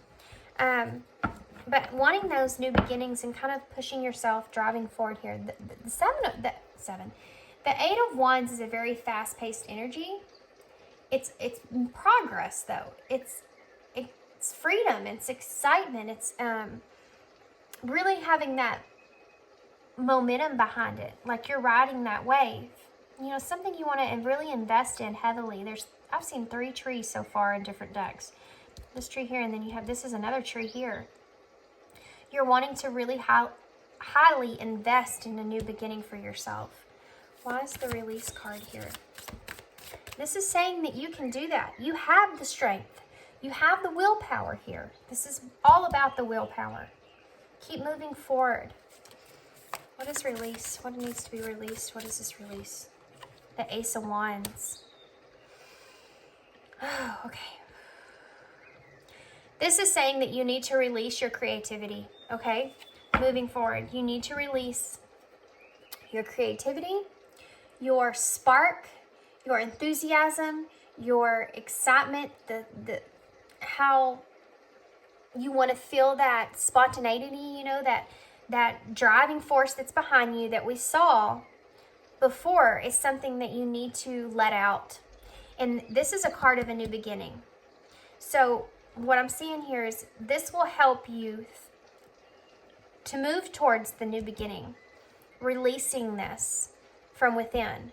I feel like this is something that you've maybe hesitated with before in the past because of all that energy of you making past mistakes, or that disappointment over not, you know, making the right choice there. They're saying just to not hold that within, not keep that back. Release this, because it's going to lead to new opportunities here with the Ace of Wands. Okay. There may be something that you've been working on as well, that they're saying that you need to kind of release that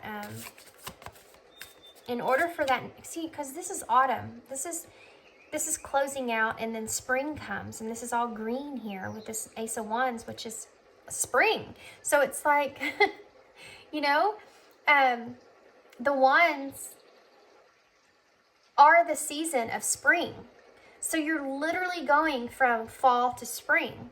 And fall's the season associated with the swords. So it's like that knowledge, that knowing that you need to release whatever that the past was, so that you can have this brand new inspirational beginning here. Okay. More behind that, huh? What about fulfillment and flow? Okay, well that just fell over weird. And looky there, we have death. Right here, death. Number 13. Having that transformation, you're going to have, in order to have this fulfillment, you're going to have to step into that flow state. Being in the flow of things. The Page of Swords in reverse is overthinking, okay? Too much distractions going on. Stop overthinking about things. This is something that you're going to have to learn in order to move into a calmer place with the Six of Swords. In order to move into calmer waters here, you're going to have to stop overthinking so much about the past mistakes, what you've done, where you've been. All this other stuff needs to be released to have a new beginning. The past has to stay in the past. This is the Six of Swords as well. It's about leaving things behind and moving forward into a calmer place. You know, making progress. This is something that's very significant in order for you to have this rebirth within yourself. And this is the moth that's here is showing me again that energy of the shadows, doing that shadow work, so that you can ultimately release this negative thought process that's within inside of you. Healing that, you know, showing yourself that, yeah, I made mistakes, but I needed to make those mistakes in order to keep moving forward here. So I'm going to get some,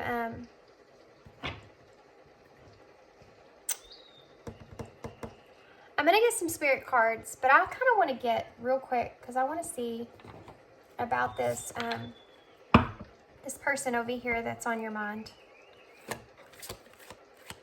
Is this person going to come back around? What can you tell me about this, Spirit? How is Pile 2 supposed to deal with this person? How do they cope with this energy here? This Queen of Cups. Retreat. Time spent alone, reflection on the past and current situations. How do they handle this Queen of Cups energy? Stress. Cleanse and detox from unnecessary commitments. Okay? So that's purification as well. I feel like there needs to be some kind of mending here in this situation.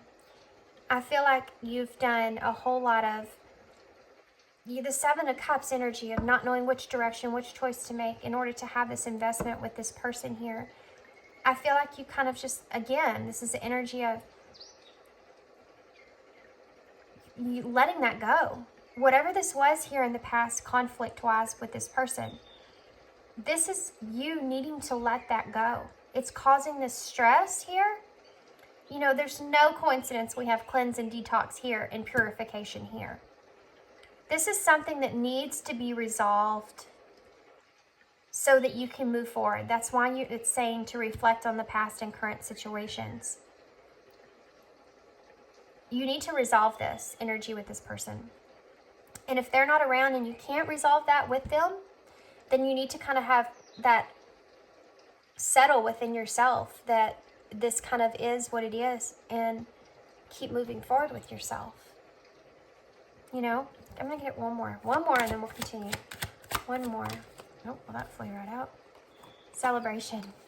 Good times come from hard work, time spent in good company. Yeah, if this is someone that you, in communication, communicate, receive and express the truth. You need to mend things with this person if they're still in your life. If you can, or whatever it is. This is saying that in order to release the stress, in order to detox from the situation, you need to focus on the good times here that you spent with this person and kind of communicate and be honest here. New opportunity is under that. And acceptance. And lovers. Embrace. Yeah, you need to decisions. Wow. Make this decision to embrace this connection if that's what you want. If it's not what you want, you just need to accept the things, accept past and current situations, work through issues gracefully. You may have a new opportunity to kind of hash this out with this person. You need to communicate and express your truth here so that you can kind of move forward and be in good company here with this person again, like you were before. Okay, so I'm not going to stay on that for too long. So we're trying to focus on you here. So I'm going to get some advice from the spirit message cards. And then also, I'm actually going to get some advice for you guys through these cards. And I think these, I can't remember. Universe Has Your Back, I think is what these are. I have all of these cards from her, so I never know which one's which. I'm going to grab those first.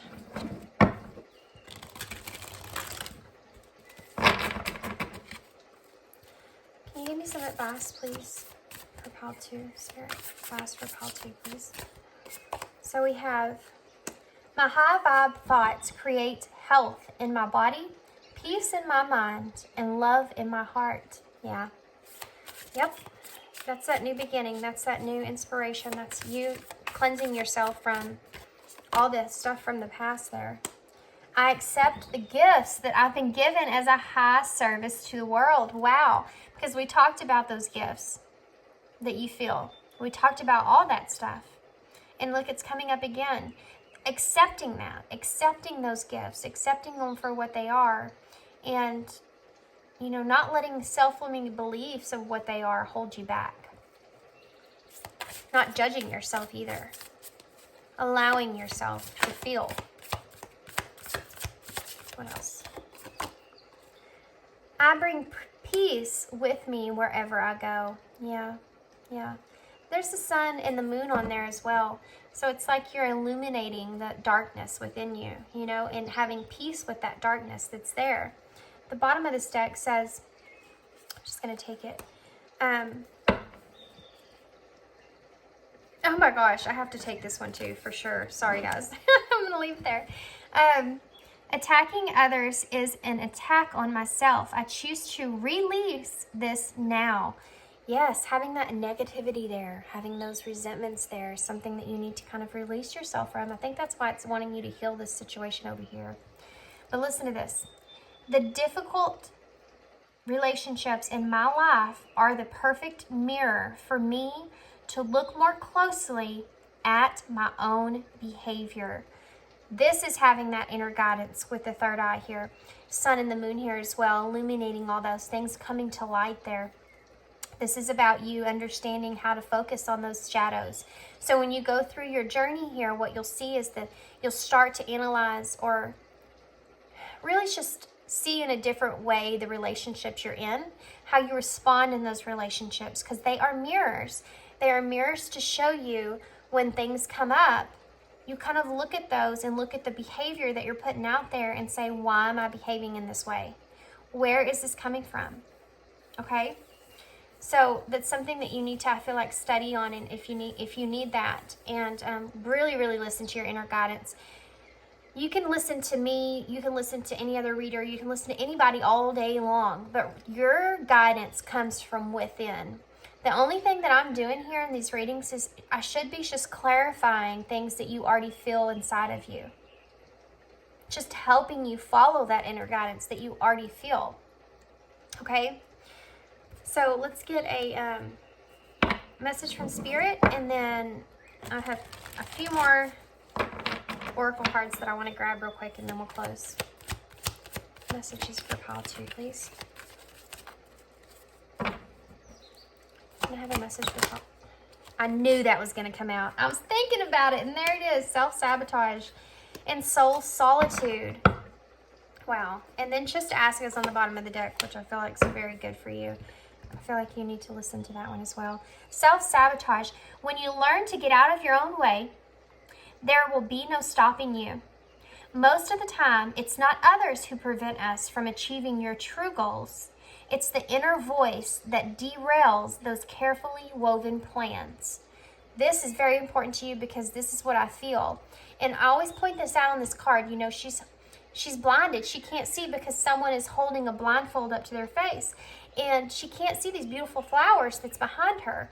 It's almost like when someone comes along and puts a damper in your plans, you know, and they kind of tell you how it's not going to work out, or you should do it this way, or you should do it that way. It's causing you to have that self-sabotage, and later you think, she'll listen to myself. I knew that wasn't the right thing, but you did it anyways, because that person came along and kind of threw you off of listening to your intuition there. Soul solitude. Your soul needs attention. Yes. There are moments when it's important to get away, not just from the noise of the outside world, but to find the place where the soul can experience peace and quiet. A place for soul solitude. This is a time to pause, a time to reflect, and a time for you. Yes. This is about you kind of retreating from things, going within, having meditation, sitting in silence, and just being able to just see what comes up, see what guidance comes up, see what things pop up in your mind. You know, you could even just be sitting in a moment of, and this is also an energy of kind of, see how the outside world, there's so much on her body here on the outside, but the soul is so clear here. And the truth is there, you know, like the sword is the cloud. The truth is there from the inside. All this other stuff is going on outside of her. it's like when you sit in that solitude and just listen to the quiet.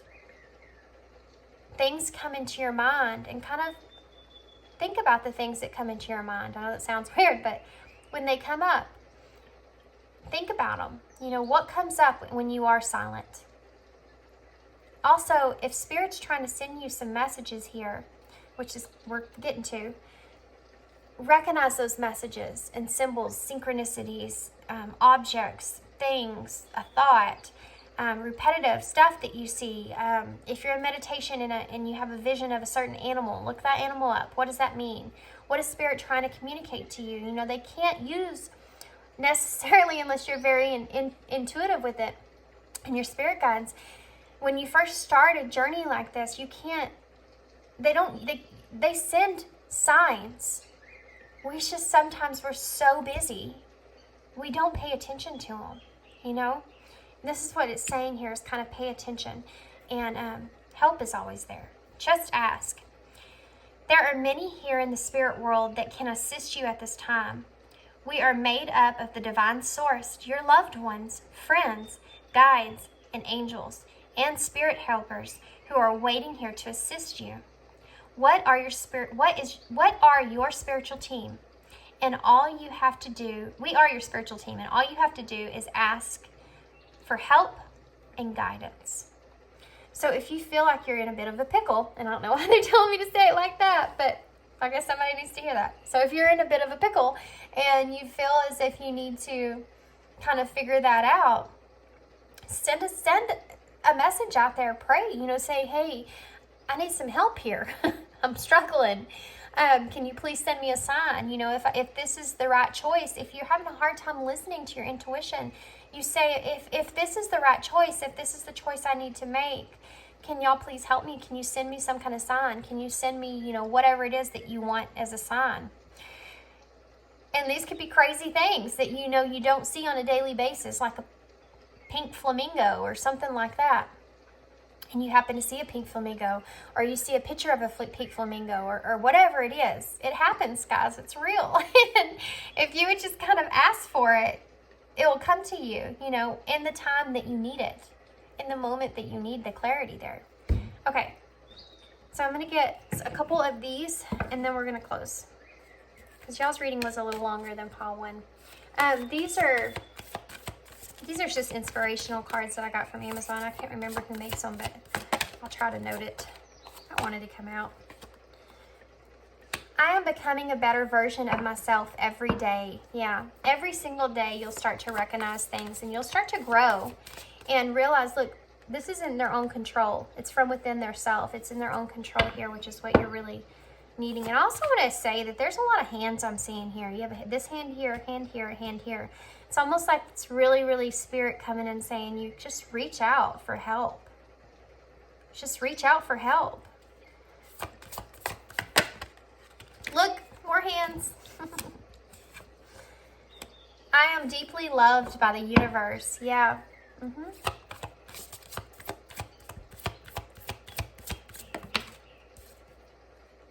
I am at peace with my past. Yes, this is the energy you need to find yourself in, that peace from your past experiences there. I stand up for what I believe in.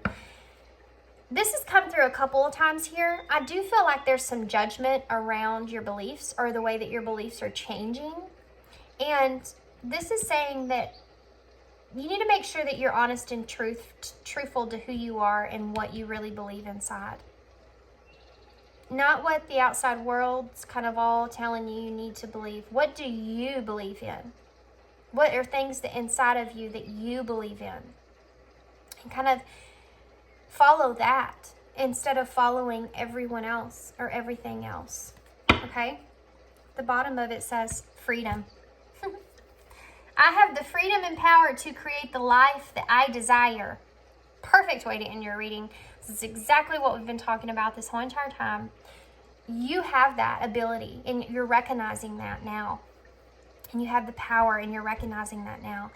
You want to create, and we started this in your reading, you want to create this new life for yourself, whatever you desire. You want this fulfillment. And you know and recognize that you have to have the death before the rebirth. You know, you have to have that. Things have to kind of be released.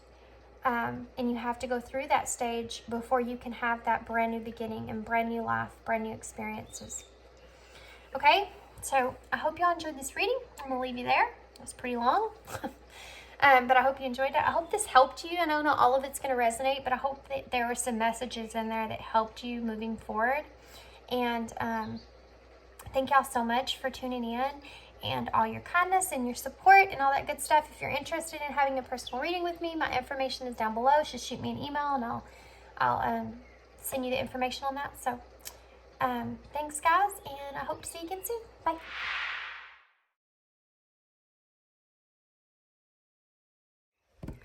Hey, pile 3. Okay, so it's taken me, I don't know, maybe a good week or so to get through these readings. Kind of been taking my time on this one, not intentionally, but just had a lot of stuff going on in my personal life.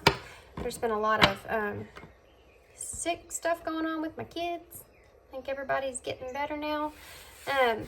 But so I'm really excited to get into this one because it's been a couple of days since I've been able to read. So I'm in a good mood, apparently. Okay, so what we're going to do here is first we are going to get some of these. These are the new Mystical Shaman Oracles. And this is going to kind of give me an overall look at what we're looking at here. What's going on in your life that you're kind of focused on or that you need some guidance on, okay? And then we're going to use these, and these are the wisdom of the hidden rims. And these are going to kind of be clarifiers for these cards, okay? So that's kind of the route that we're taking. And then we're going to get tarot to get more in depth and hopefully get some advice depending on what Spirit kind of wants to show us there. I think with pile 1, it was just advice overall, kind of a little bit of where they're at. But pile 2, I actually did 2 tarot spreads for them because the first one just gave me more in depth about where they are in their life. Then I had to do another one to show me kind of what advice they need there. So we'll just see where Spirit leads us. So let's get some of these first. Now I have to say, lately pile 3 has been something different. So I'm anxious to get into this pile, to be completely honest with you. Okay, so pile 3. What's going on with pile 3 that we need to know about, Spirit?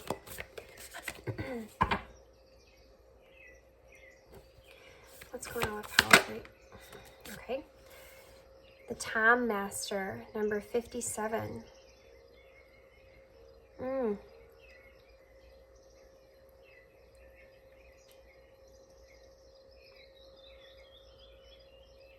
A lot of stuff going on with that card, guys. A lot of different energies coming out with that card. There's a big sense of urgency there, too, as well. So these just all came flying out. We have the Sun, number 53. The Hummingbird, number 26. And the Rattle, number 43. Bottom of the deck here. Oh my gosh, guys. It's the Crow, which is the same bottom of the deck energy for pile 2. Okay, so I'm going to go ahead and get some clarifiers.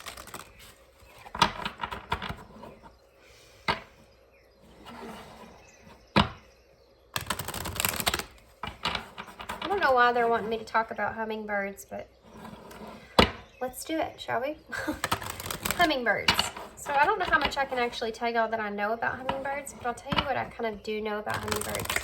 Hummingbirds have this sense of speed behind them. They're very, very fast. I can't even remember. I used to look it up, but I can't remember how fast they actually flutter their wings, but it's incredibly fast. The reason that we kind of feed hummingbirds, or they have that nectar, or when we, put a hummingbird feeder out, it contains a lot of sugar. And the reason is because they have to have that high energy in order for their wings to be able to have that momentum that they need. So they're very, very quick, very, very busy. And they're also, what they're telling me here is to point out, if you've ever watched a hummingbird, and where I live, there's tons of them at my house. Whenever time comes, they know that I'm going to put a bunch of feeders out for them. And I watch them in the morning sometimes, and they'll fight over a feeder, even though there's like 4 different spots for them to get food. They'll all fight for that, to like have control of that one thing. So what I'm getting to here is overall, especially with this one, the Time Master that first came out. When this came out, I felt like this intensity with this card. I felt this pressure, this intense pressure to move things forward. And we see the sun itself as something that in tarot is, joy and movement, success and happiness. And here with this hummingbird and what I just explained, what I'm gathering here, and we'll get to these in just a second, is that I feel like you're in some kind of position at the moment to where you're kind of wanting, with this rattle actually, to shake things up, because I feel like you feel as if you're running out of time in some kind of way when it comes to your happiness, when it comes to your success. And I feel like you have this urgency of wanting to progress, needing to move forward, needing to shake up things, if you will. Now what they're telling me here is that these oracles are going to give me more in depth about what exactly this is pertaining to. Apparently that's important. But this crow here in Latin Pile 2, this is the number 13, which is death. And what I'm seeing here is kind of different from Pile 2. What I'm seeing here has to pertain to mostly overall transformation. I feel like there's something going on here. And guys, in my mind, it keeps coming up as a relationship. But this could actually pertain to something else. So we'll see more in depth here in just a minute. But there's something that I feel like you're wanting to transform. And I feel like you have this urgency behind doing that. Because I feel like you may feel as if you're either losing your happiness, losing your opportunity, or losing this idea of having some kind of harmonious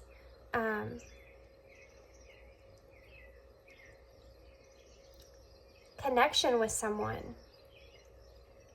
And the need and want for you to transform this is heavy and urgent. And this rattle also gives me that feel of you wanting to kind of lead the torch in this one.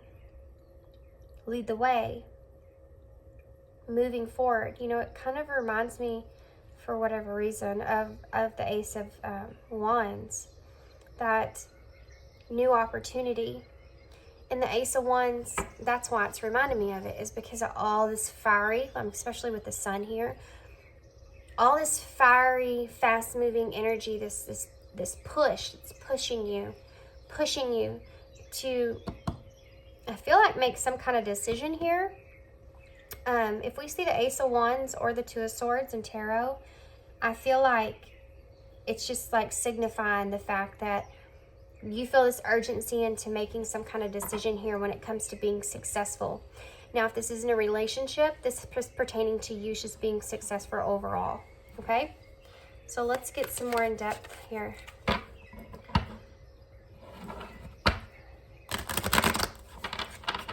So the color green is also standing out to me very significantly, which I think of green is go. Green, go. It's like something's pushing you to make some kind of move here. In the momentum behind that is the momentum behind the urgency here is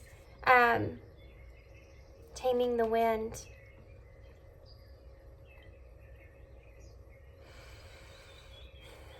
Yeah.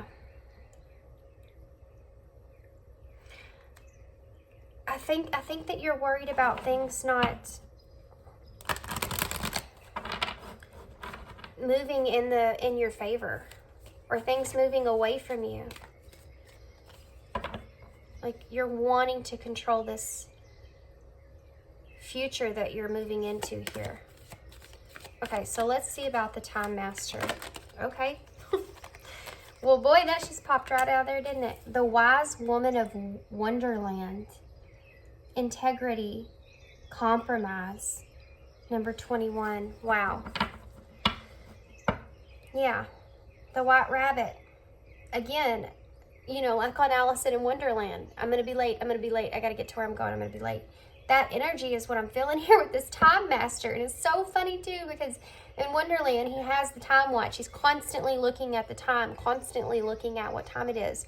And the reason that we find out in the end of the story, the reason he's so antsy about getting there on time is because of the woman. And I just realized the queen, you know, it's because of the queen and him not wanting to upset the queen, needing to get there at a certain time. I just realized, and I didn't even put the two together, that this says Wonderland on it. Like Alice in the story. So, yeah. I'm getting this emphasis on, and this has to do with some kind of integrity behind that. This may be having to do with someone that you feel like has a off impression of who you are or what your intentions are. And there's some kind of compromise that has to do with that within this relationship that I think that you're wanting to kind of make. And yeah, guys, this is kind of moving mostly towards this idea of a relationship here. So why is the Sun here? Okay. The Resting Tree, patience and stillness. Isn't that funny? Because we're talking about the Sun, which is about, you know, which is momentum. The Sun makes things kind of grow. And I feel like what this is insinuating is in some kind of stillness, in some kind of silence, within some kind of connection here. Or if this isn't a relationship, guys, which most of y'all feel like it is, and this might not be you. This might actually be whoever this is you're connected with. You're going to have to take these messages kind of how they resonate with your situation, because I'm feeling a lot of different, I'm picking up on several different storylines and several different scenarios that are playing out here. So I do feel as if this is just not pertaining to a relationship, then this is you kind of wanting to have that integrity within yourself moving forward and feeling like you're running out of time here. But there's something to do with some stillness, whether that's stillness outside of someone, maybe some time spent alone, some time spent to reflect here within yourself. I do feel like there is patience here. There's some kind of awareness here that came to light with the Sun, okay? In this moment of silence here, there's something that was illuminated to you of what direction you want to take. You know, there's lots of twos here. We have 21 and 22, and this is also a progressive number, which I just realized. And, you know, twos are about change. Twos are about decisions, and it's also about partnerships. There being balance there. I feel like there's going to be a lot of twos in your reading. Now the number 222, because it's what we kind of have here is, you know, you being in the right place at the right time and trusting in what you want. And I feel like pertaining to the silence that took place, there was some kind of something that was illuminated to you about what you want. And I feel like that's outside of a lot of other things. And you figured out that the center of all those other things outside of that, whatever it is that you want, hasn't changed. And this is what you're kind of wanting to bring to light here. Okay? Also, this is the number 12 if you add it together, and this is the number 21. So that's a mirror there. Kind of like the infinity symbol that you see on his chest. There's something to do with mirroring here. And reflection. Within this journey that you've been on here. Discovering your you know, what truly makes you happy, or following that truth, and outside of all these other things that are around you here. What has kept you centered, or what has always stayed steady within yourself? So if this is a relationship, this is like, what has always stayed is that, you know, that love, or whatever it is that however you connect with this person has always stayed. The foundation of that has always been there, you know? Also, these both add up to the number 8. And 8 is a number of progression, which again makes me want to say that this is something that you're wanting to move on, move forward, move. You want movement here. You want movement in this. Terribly. Why is the hummingbird here, Spirit? What is this about? The hummingbird. The camel boy. Small steps. Asking for help. The number 33. So it's almost like, you know, camels can be fast moving. But most of the time when you see a camel, or you watch a camel, or whatever it is, we don't have a lot of camels around here in Texas, but when you see them, they're kind of slow moving, kind of steady moving. And I feel like with this hummingbird being here, it's weird too, because we have 2 animals here, and that might be significant to somebody. 2 animals back to back. So it's like,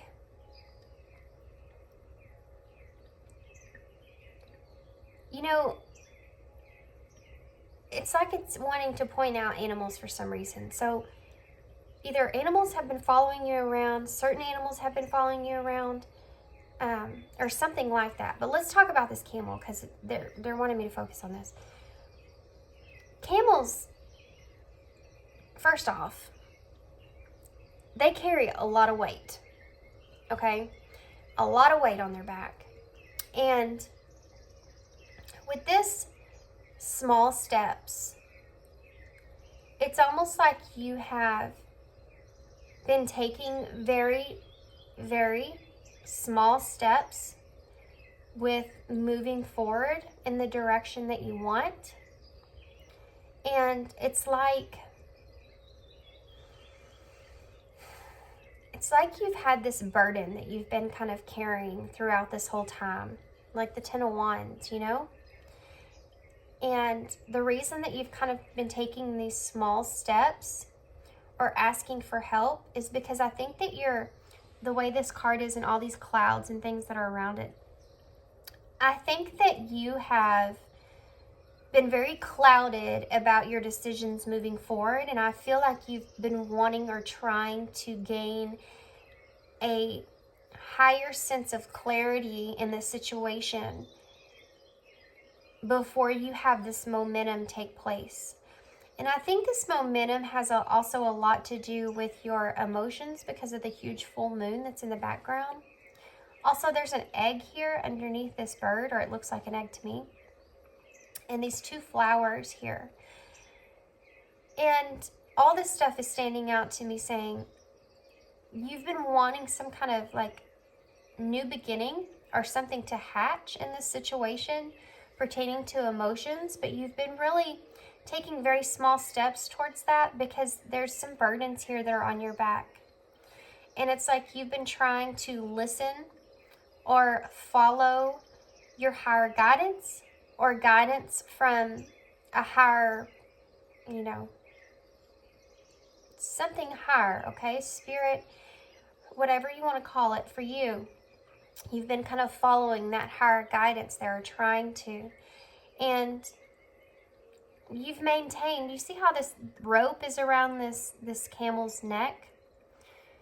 It's like you've maintained this energy of the hangman, you know, like,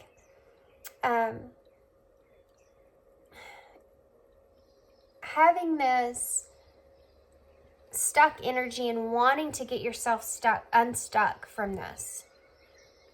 You know, like wanting to get yourself out of this situation, moving forward. You know, the flute, it reminds me of, I watch a lot of cartoons, guys, I can't help it. And sometimes they come to mind and bring me towards things. But, you know, in Shrek, and I can't remember which, I think it's the second one, but they have the flute player, you know, the flutity flute thing, and he sends the flute player out to kind of pull in all of, you know, the witches and stuff. And what I'm getting from that is he plays his flute and they kind of dance and come in. And that's how he gets them. And it's like, you've been following this flute player, you know, like you've been kind of falling in line, moving it like everyone else kind of wants you to move in this situation, or following everyone else's perception of the situation, but you're kind of wanting to, you know, I heard toot your own horn, but play your own flute, follow your own direction here, you know, when it comes to these burdens that you've been carrying. Okay, I'm going to continue. I feel like I spent a lot of time on that. What's the rattle here? Oh, 2 cards came out. You have the Eyes of Beauty, which I think came out in the same exact spot in pile 2, maybe? Excuse me. And Sisters of the Seasons. Wow. That's really crazy because I just got done talking about how he calls in the witches. And you have Sisters of the Seasons here. So this says on it, the Eyes of Beauty, positive expectations and clarity, which I think is something that you're trying to gain here, and you're trying to take that control on that. Something to do with the eyes as well, which is something I mentioned in pile 2 or wherever this card came out. You know, I feel like, I'm going to pick these up for a second. Something to do with these eyes and the soul. If this is with a person that you're connected to here. This is also the number 7, which, you know, this is 43, which adds up to 7 as well. They both add up to 7. Something to do with the eyes and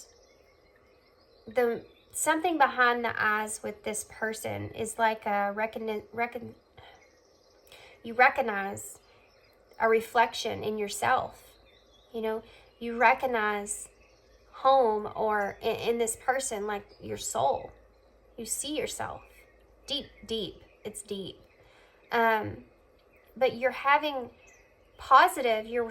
to have positive expectations going into this, kind of holding on to this Ace of Wands type energy, this very passionate, hopeful, driven energy of having positive expectations because you want to have some kind of clarity come out of this. Now this right here, the Sisters of the Seasons. Excuse me, guys. I'm trying to not get sick. I have this idea in my head that if I just imagine myself as being super healthy, that's just what I'll be.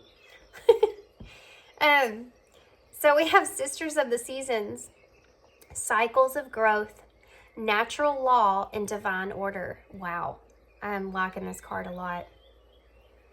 This is the number 17, which again adds up to the number 8, and there's again another 7. There's been a lot of reflection on this experience here with this person, a lot of growth, and I feel like a lot of changes that have took place with the seasons being here. Also, with the cycles of growth, natural law, and divine order, obviously with Time Master being here as well, it's kind of wanting me to say that you're trying to see the positivity here or the expectations and whatever happens here, whatever new beginning takes place here. And you're trying to see that whatever it is and however it comes out, clarity is the main focus. And there's going to be, your positive thinking is that there's going to be growth that comes out of this.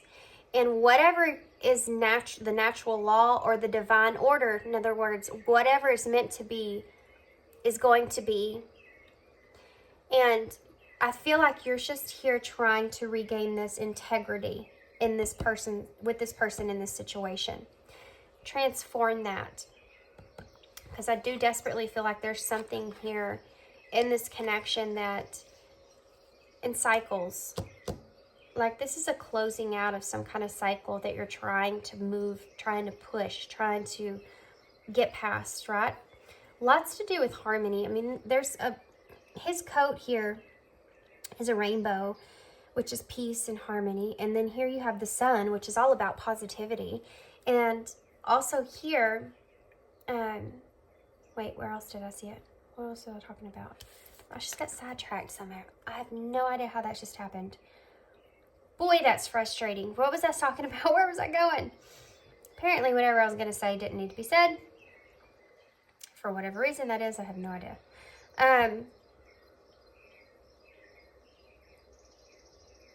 It's not coming. So, whatever. Anyways, something that I was going to say about this card and about these seasons.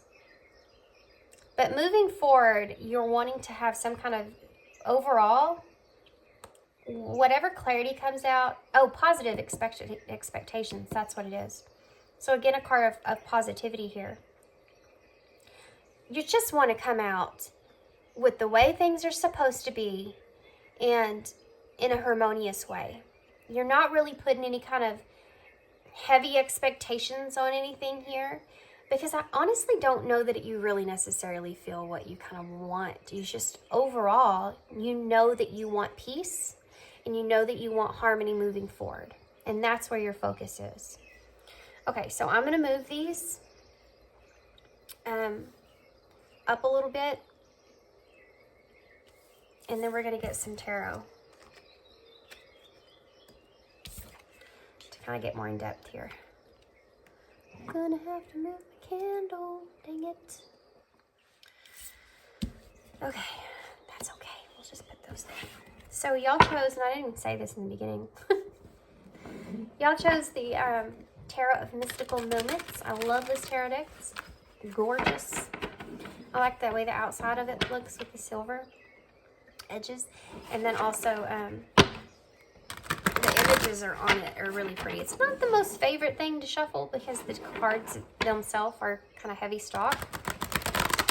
But awesome deck. Can't complain. Okay. Lots of intuitive hits off these cards as well. I know I sound like I'm losing my voice, guys. It's because I am. Bear with me. We'll get there. Actually, my 5-year-old had an awful cough that he just got over. Now Mama has it, so dealing with that. We'll get through it. Trying to have some positive expectations here moving forward with that. Gotta have my voice here, guys, to do tarot. Okay. I guess that's not necessarily true. You could do tarot in sign language if you know that. That would be cool. Okay. So let's see. Tell me more about this spirit. What do I need to know about this for call 3? So we have the World in reverse. That's signifying that there's something that's not completed here that I feel like the scale's not balanced here. I don't know if I've ever even seen this card. I've had this deck for a long time. Do you see how on one side the world is huge, and the other side the world is small? It's like you're recognizing that there's not been a balance here, and it's not over, by the way. When the world comes up in reverse, it's showing there's either no closure here or there's an incompletion here of some kind. Things that have been unfulfilled. And there's something missing, and I feel like that, I don't know why I shuffled that again, but there you go. I feel like that has a lot to do with the clarity that's been missing in this connection. The 8 of Swords. So for some reason, you've been feeling as if this is kind of bigger than who you are. And I feel like, no.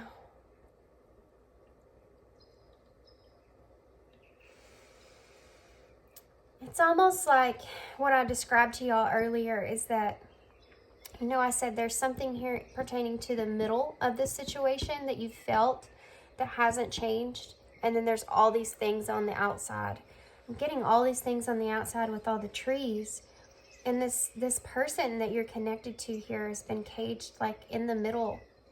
And the cage is opened kind of, you know, so you see this person as like some kind of guidance for you with the wings here, or you recognize this person as being pure in a way.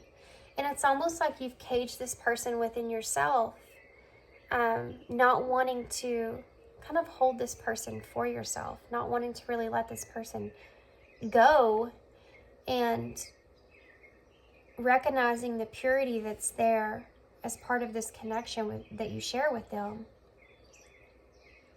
But you're kind of opening the cage to that. Like the Eight of Swords is about holding yourself back. It's about there being it being a difficult obstacle. And there's frustrations behind that because it's a limitation on what you want, you know. There's fears that go into that, and that's kind of why you hold yourself there. You know, you're trapped by all these things that are around you. When really those things are kind of illusions, you know, that you take into consideration when it comes to what you want. Like, this person's not going to like it, or it's going to look this way, or that judgment that's around it, or whatever that is for your situation has been keeping this person like caged. And if you're feeling this on your side, then this person's definitely feeling it on their side. And you see underneath her, there's a lot of like little streams of water, and you can't see her face. I feel as if this person has had a lot of hurt or pain associated with this connection that you're recognizing. Okay, let's keep going. This is definitely becoming a connection read, guys, a love read. There's that Ten of Swords. Wow. Again, I'm getting this image, guys. Look at this. All these hands with everybody's got their opinion. Everybody's got their sword that they're kind of putting into this. And I feel like that's why this connection came to some kind of close. With this Ten of Swords is an ending. A very painful one at that. You know, it's like very deep wound there. It's also a card of betrayal.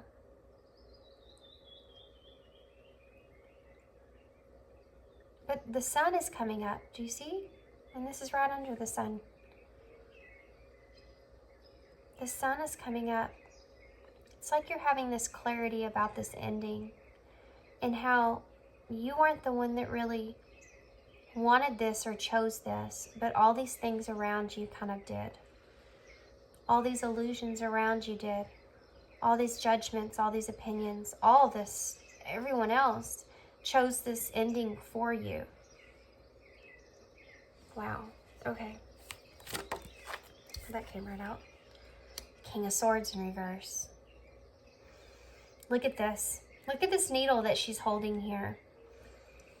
This is in reverse because normally the King of Swords knows what he wants. He's very logical about it too. He kind of takes the emotional aspect out of the situation and kind of moves straight forward with a clear head, clear structure on the truth that they hold.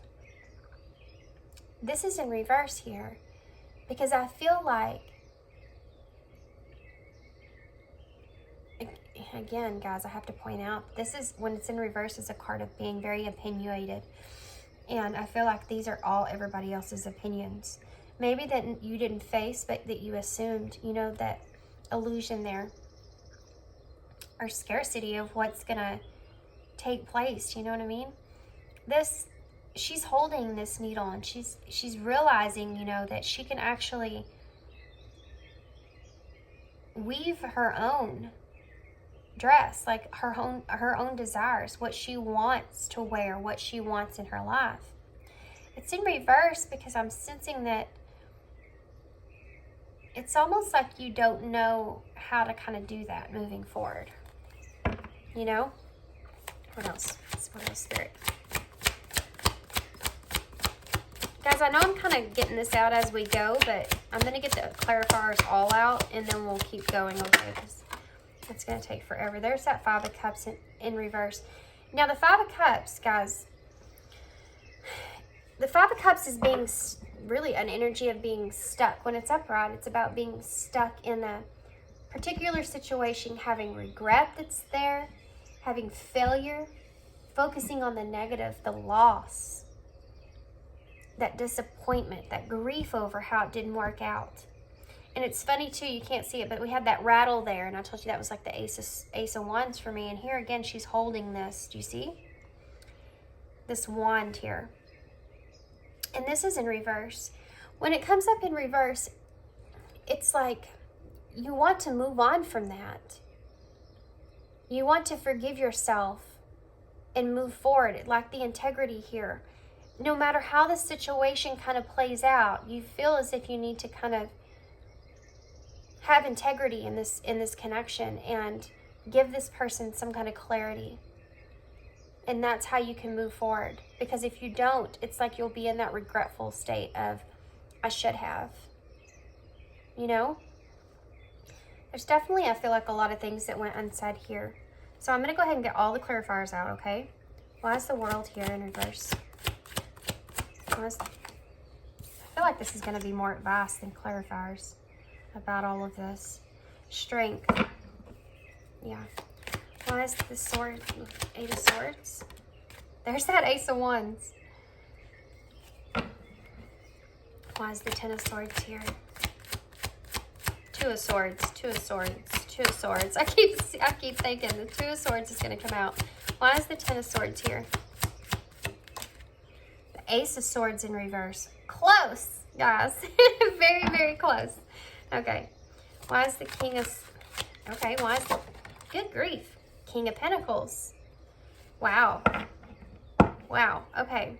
Why is the Five of Cups here in reverse? Why is the Five of Cups here in reverse? Three of Swords. Wow. Bottom of the deck. High Priestess, the Knight of Pentacles, and the Fool. Yeah, I'd say so.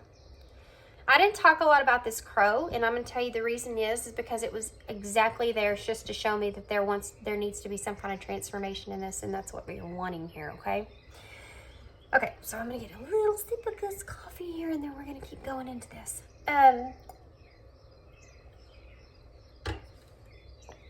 Lots of things that I'm seeing here are pertaining to advice, which is what they were telling me when they started to come out anyways. But the strength here with the World in reverse, there's a lot of patience that needs to go into this. And we did see this card of small steps and patience here with stillness.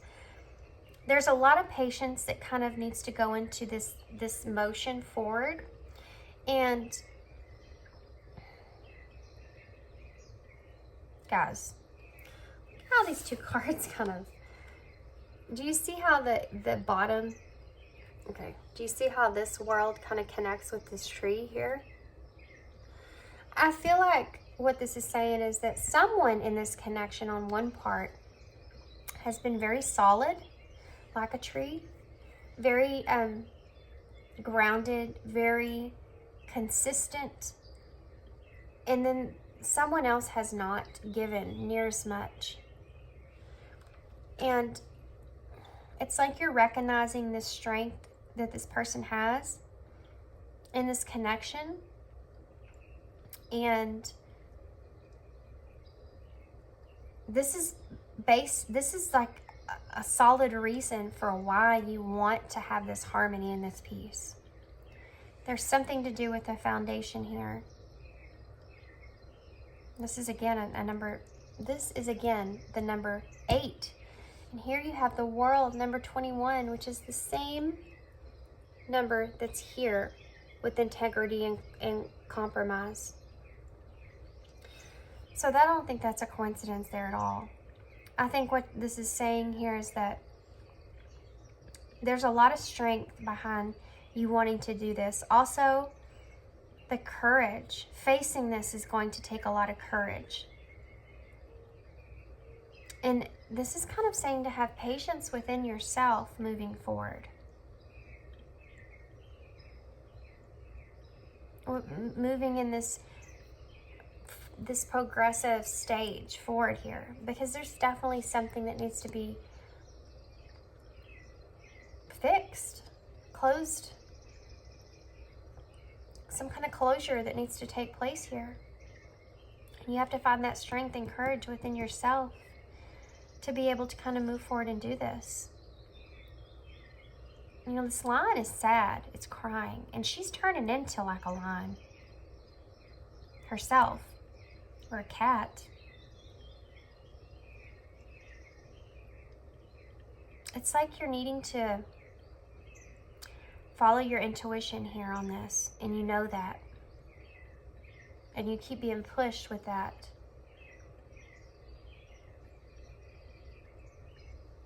Okay.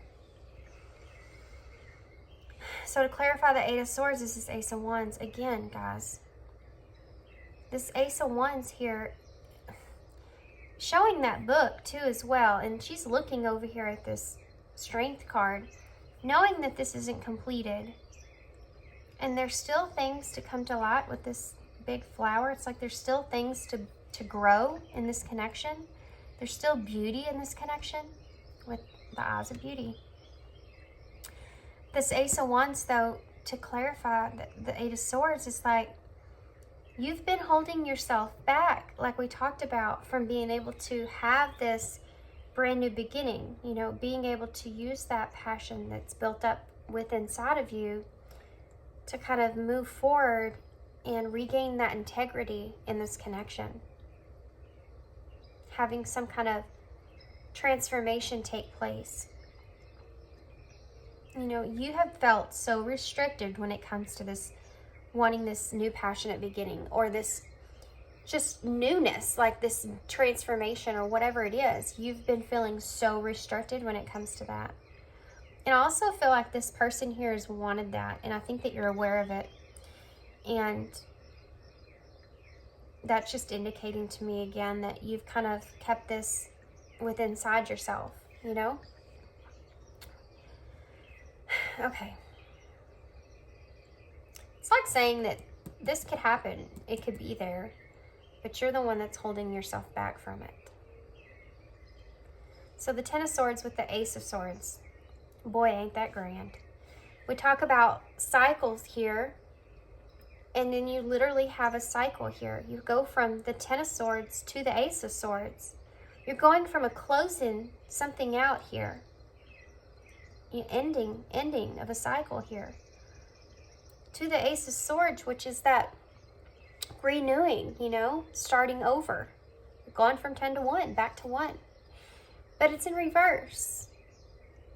So it's like when the card itself talks about being careful of illusions, and we talked about all these being illusions here, all these other people that have their needle into that, of this ending. And it's like, this is clarity. This is clarity. And you have the key to this. You're recognizing that you're the one that has the key. Not all these other needles here that are stabbing. You're the one that has the key to this. You have to come outside of your shell here mentally and face this, what you want, or what's the reality of what's inside of you, that clarity that's inside of you coming out into the open there with the sun coming to light. You're the one that holds the key to that. It also talks about there being new ideas, but still having kind of a hard time being able to formulate the possibility moving forward, or how you're going to play this out moving forward, which is again something that you kind of need to work on. You knowing that there's going to be some kind of new beginning is not the problem here. You wanting to transform is not the problem here. None of that is the problem here. You also have the Fool here, which is taking that leap. The problem here is that You're trying to decide against what's an illusion for you and knowing what you need to do. You know, doing what's best for everyone or doing what's best for you, and how you're kind of seeing that, you know, moving forward. A lot of the pressure behind that is the fact of this integrity and how you think this person sees you moving forward is something you desperately want to change.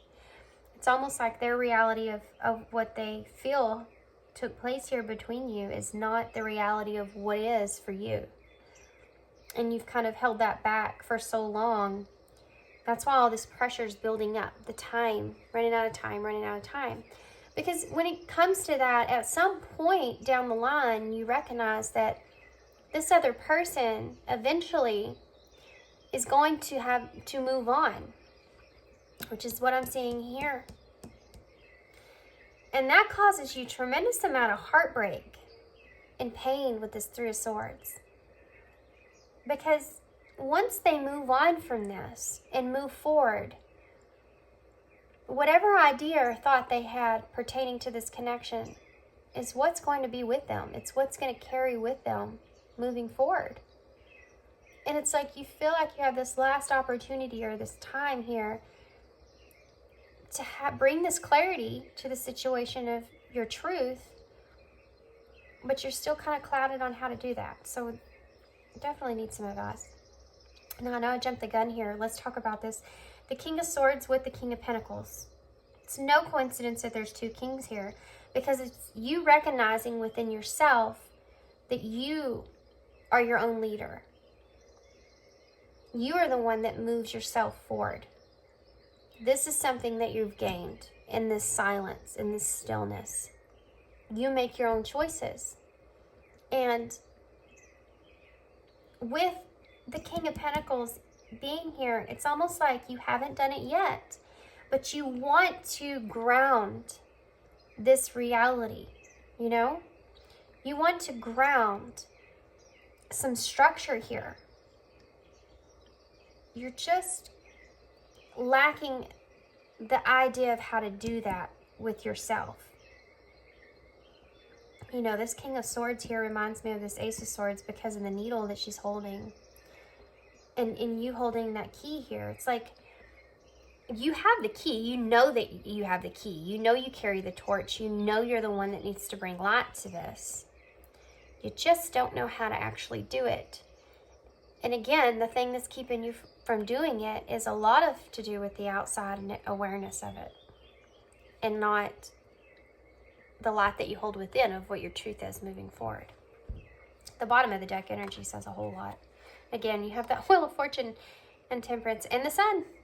There's the Sun. You wanting a positive expectation of this is very clear. You wanting balance here is very clear. Not knowing how to do that is also very clear.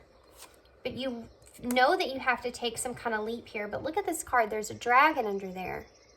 And it's like, you know you're going to have to face, and you're going to have a lot of courage in order to face this situation, in order to stand your ground, in order to show that integrity that you want this person to have when it comes to you is something that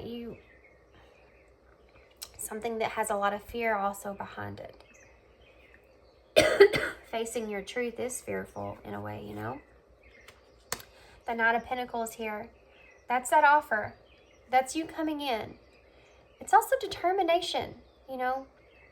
The Pentacles he's slow, but he's slow and steady, and he's grounded. It's not something that you, not knowing if you're going to come in and it's going to be okay for a while and then it's going to change back or whatever it is. You know, this is a pentacle. This is something that you for sure saying in your head, I definitely want there to be a positive outcome here. And I want it to be grounded. You know, the High Priestess is that knowing. And the ship here with the waves, it's like, kind of reminds me of the Six of Swords, like moving into calmer waters. But you know, in order to do that, you have to get past these waves. You have to get past that, you know, that riff, that initial movement of showing what's behind the curtain here. That she's very intuitive. She's very, like, she can foresee things, you know, and holds a lot of secrets. And it's like you know you have to come out of that curtain and move into a calmer place, but you have to get past these rivers first, this tide, this waves. You know, you have to get past the waves in order to get to that calmer place. When you're going into the ocean, you have to get past those waves, that current, you know, before you can get to that calm stillness out there. It's like the moon's there too to show that things need to be illuminated. Also, it's kind of like the curtain here reminds me of when you're getting on stage with this strength here. When you're getting on stage, it takes a lot of strength. It takes a lot of courage. And this is something that I think you're very much aware of because it's your overall energy. So let's get you some advice. Also, I didn't do this for anybody else because the other ones didn't pertain to a connection, but since this one does, I'm anxious to see what this person would say. No, they're telling me not to use these. Okay, well, all right. I want to use these. Okay, so we have love notes. No communication edition, so I guess you're not in communication with this person, or limited or minimum communication with this person. So what would this person say? You know, this is the strangest thing, but they're actually wanting me to get cards to what you would say to this person as advice. That's very, very different from what I normally do. So how would you confront this? What would you say to this person? Spirit, what would pile 3 say to this person to confront this situation?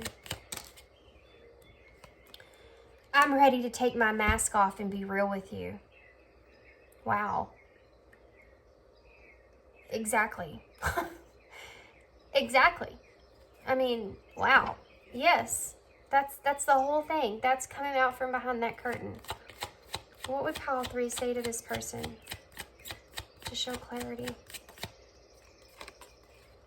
2 cards. I've been depressed lately. Things have been really hard. I wish things were different between us.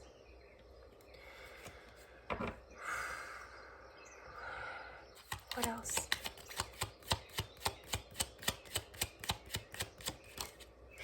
It's like you're wanting to show this person that this has not been easy for them. Or this hasn't been easy for you just as much as it hasn't been easy for... Wait, this is getting confusing. This hasn't been easy for you either.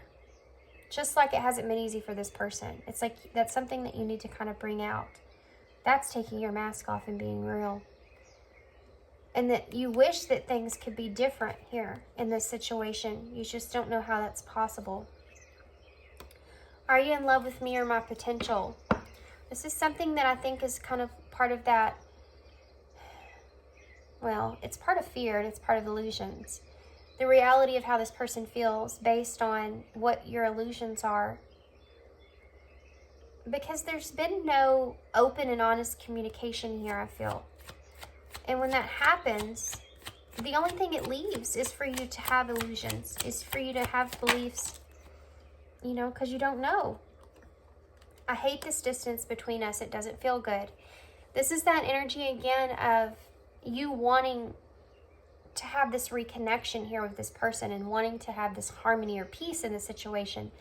No matter how that goes moving forward, it's like you just want there to be a positive outcome. What else? What does pile 3 say? Let's do this. Okay. Now they're wanting me to show you what this person would say to you. Okay. What would this person say to pile 3? What would this person say to pile 3? What would this person say to pile 3? Well, that jumped right out. This person definitely wants to talk to you. I think that you've been holding back things for a long time. Yeah, because they're at this point to where they're ready to move on, and that causes this. They're wanting to move on past the heartbreak here, you know? I hear a million voices in my head telling me things I should have said. Yeah, this person feels regretful because they do feel like there's a lot of things they wish they would have said to you. I feel like they've had a lot of time to think about it. Babe, I love you and I want to be with you. I don't think that's a secret. I see my future when I look into your eyes. Wow, because we had that card where I talked about her eyes there. The eyes of beauty. This person feels very connected with you. You see how these cards are very different from what you're saying?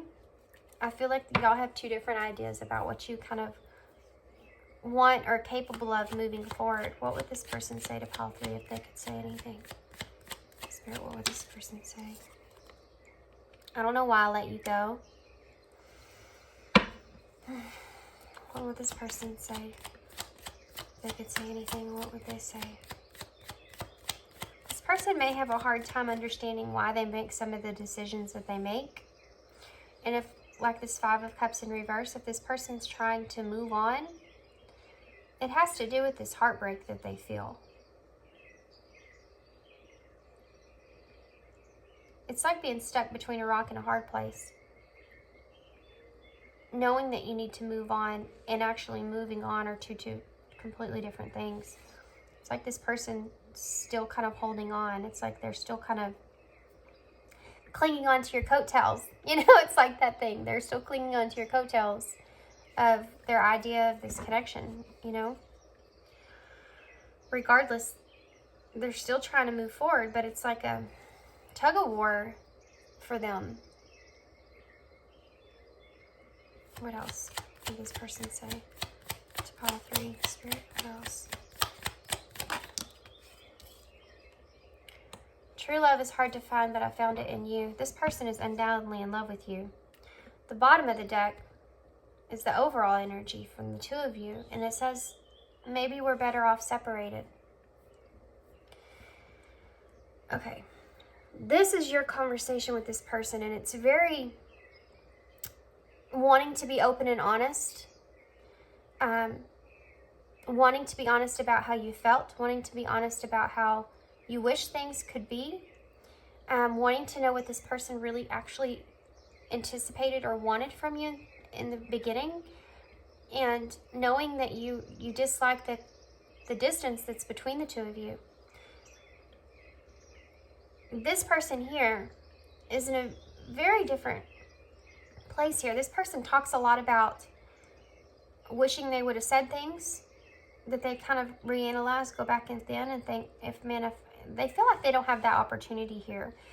And so they kind of go back and think of all the things that they should have said and how that maybe could have changed things in this connection. There's a lot of regret behind that card. And then this person does love you. Undoubtedly so. And for whatever reason, they see a future with you in some sense. And it's like when it says, I see my future when I look in your eyes, it's like no matter what's going outside of this connection, it's like when they look at you, they just see that. They just see that you're going to be an influence or a part of their life. Even in their future, they just see it, you know? I don't know why I let you go. It's the same thing that I said. It's just them not knowing whether to move on or to stay or to stay or connect or not connect. I feel like there's a lot of pain behind that, which keeps this person stuck. And you get stuck into places like this whenever there's a lack of clarity in the situation or a lack of closure, which is here. True love is hard to find, but I found it in you. And I feel like this is not only like the love that they found in you, but outside of how you connected with this person and how you reacted with this person in this connection, they see that they still have this love for you, and they see that as true or unconditional, if you will. because of that, you know, they're not being an equal give and take here, and recognizing that, and still saying that they love you outside of that, no matter of that. And it's like that tug of war, like I said, like they, honestly, it's like this person is trying to move on, but they can't, or they feel like they can't. And there's a lot of sadness behind that, because it's just stuck, you know? And they don't want to be stuck. That's why both of you are saying this. Maybe we're better off separated.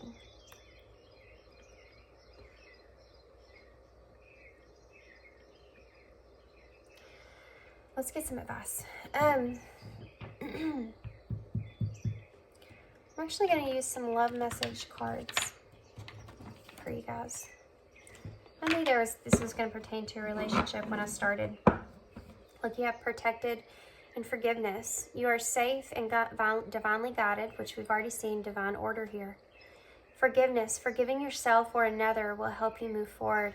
It's exactly what you're wanting. You're wanting forgiveness so that you can move forward. And I think this person wants that too, you know? Okay. What advice can you give pile 3? Okay. Chemistry. The attraction you feel is mutual. Yeah. If you've wondered that, or you've had these illusions, I feel, that are kind of like this, are you in love with me or my potential? This person is definitely in love with you. I don't think that's a question here. And this just goes to show again that there is definitely a mutual attraction when it comes to that. This isn't this isn't an illusion here. Strictly sexual. This connection is passionate but not enduring. Chemistry and strictly sexual. I feel like there's a lot of passion here. I mean, you do have the Ace of Wands. Okay, which makes me bring up this. With the Ace of Wands, and this is kind of what they're pointing out here, and you had that Eight of Swords there with the Ace of Wands. You may have felt in this connection that it could only be this strictly sexual energy. This connection is passionate but not enduring. Because I feel like you didn't see anything else playing out in this connection. You know, that's that stuck energy.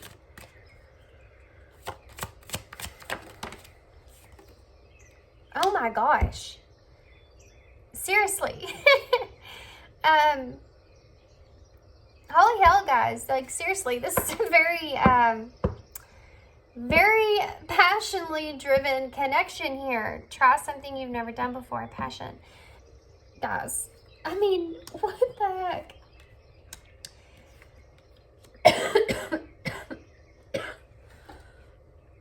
Guys, I just got something off that too. Okay, guys. So, this energy here, what I'm feeling, I'm going to read these, okay? The attraction you feel is mutual. This connection is passionate but not enduring. Try something you've never done before. I don't feel like you ever opened yourself up when it came to, if you've experienced intimacy with this person, it's like you never fully open yourself up to that. And I feel like this may be kind of insinuating that maybe you should try something different here in this situation, if that's what you want. If that's not what you want, if you don't feel that way, if you want to keep moving forward and just have a positive, harmonious outcome here, then I feel like this is kind of like the Ace of Wands energy, saying that you just need to, you know, try to open up maybe to this person and be vulnerable so that you can kind of close this cycle out if that's what you're wanting to do. Considering the fact that there are all these aces here, I don't think that that's necessarily what you're truly wanting here in this connection. I honestly feel like you're wanting to reconnect with this person, but I feel like there's got to be some kind of conversation, and a vulnerable conversation at that takes place before that can even happen. I gotta be honest here though, guys. Obviously, there's a lot of passion behind you and this person, and you feel very passionately about this person. So I wouldn't be surprised if you went to this person to try to have this harmonious connection or closing out or understanding, and then that happens because of all of this. It's crazy how much has come out here. So just saying, maybe something you may need to be aware of. Self-care. Clear your energy field and focus on yourself before acting. Well, there you go. Yeah, okay. Before you approach this person, before you have any kind of conversation here, you really need to make sure that you clear out any kind of negative energies here, and then kind of focus on what you want and how you want to move forward for sure. And I know you're already that's what you're doing here. You're just wanting a positive outcome. Just remember to put yourself, first, and don't let this passion just kind of drive you in a certain way, because then that cycle is just going to repeat itself. Make sure that you take that mask off if that's what you want, and be completely open, moving forward with this person. Don't get tied back up into this, because there's a lot of a chemistry between the two of you. Don't get trapped back in this. This is like another cycle that's just going to repeat itself, like I said. And I know I repeated that, but I'm just saying, it's so heavy here. The passion is so heavy here. The want is on both parts. So just make sure that it's in a different way. Try something you've never done. If this is what you want, I'm not saying not to do it. If you feel guided to do it, just make sure you don't do it the same way. Be more open and honest with it instead of being held back, because I do feel like clarity would come out of that if that's the case. What else?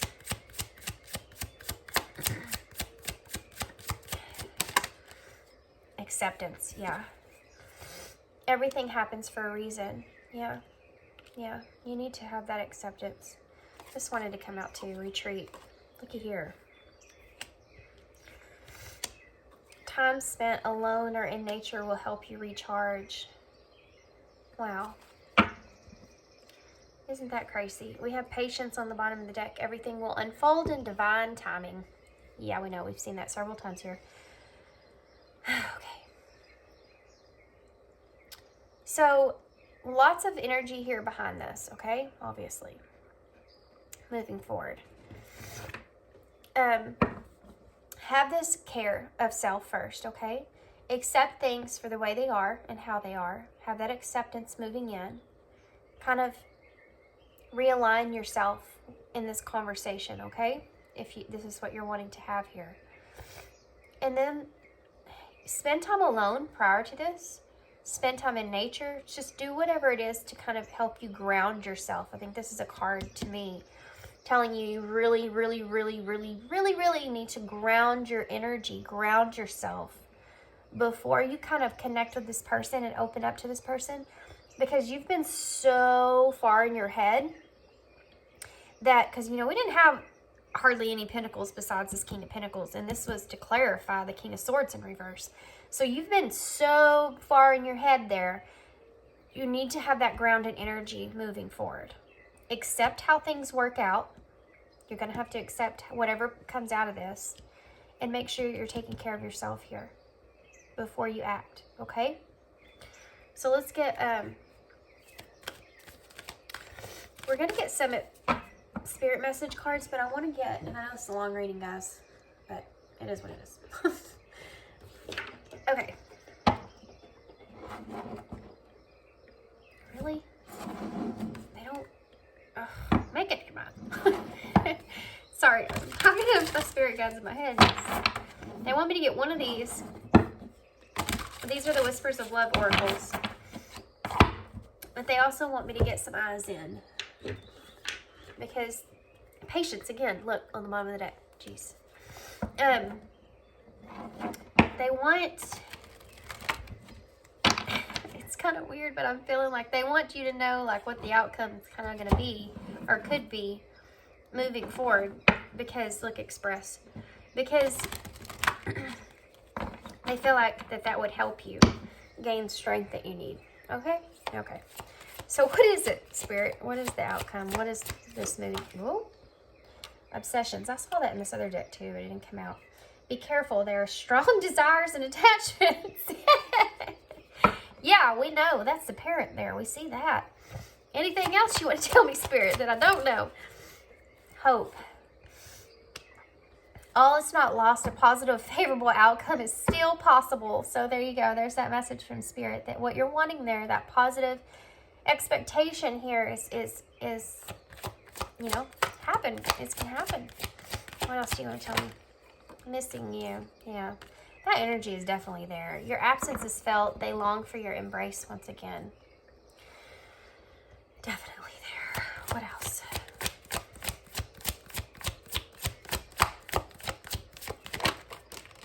Ooh, 2 cards came out together. Ex-partner and healing. Okay. Has to do with this ex-partner is this person that you're dealing with here.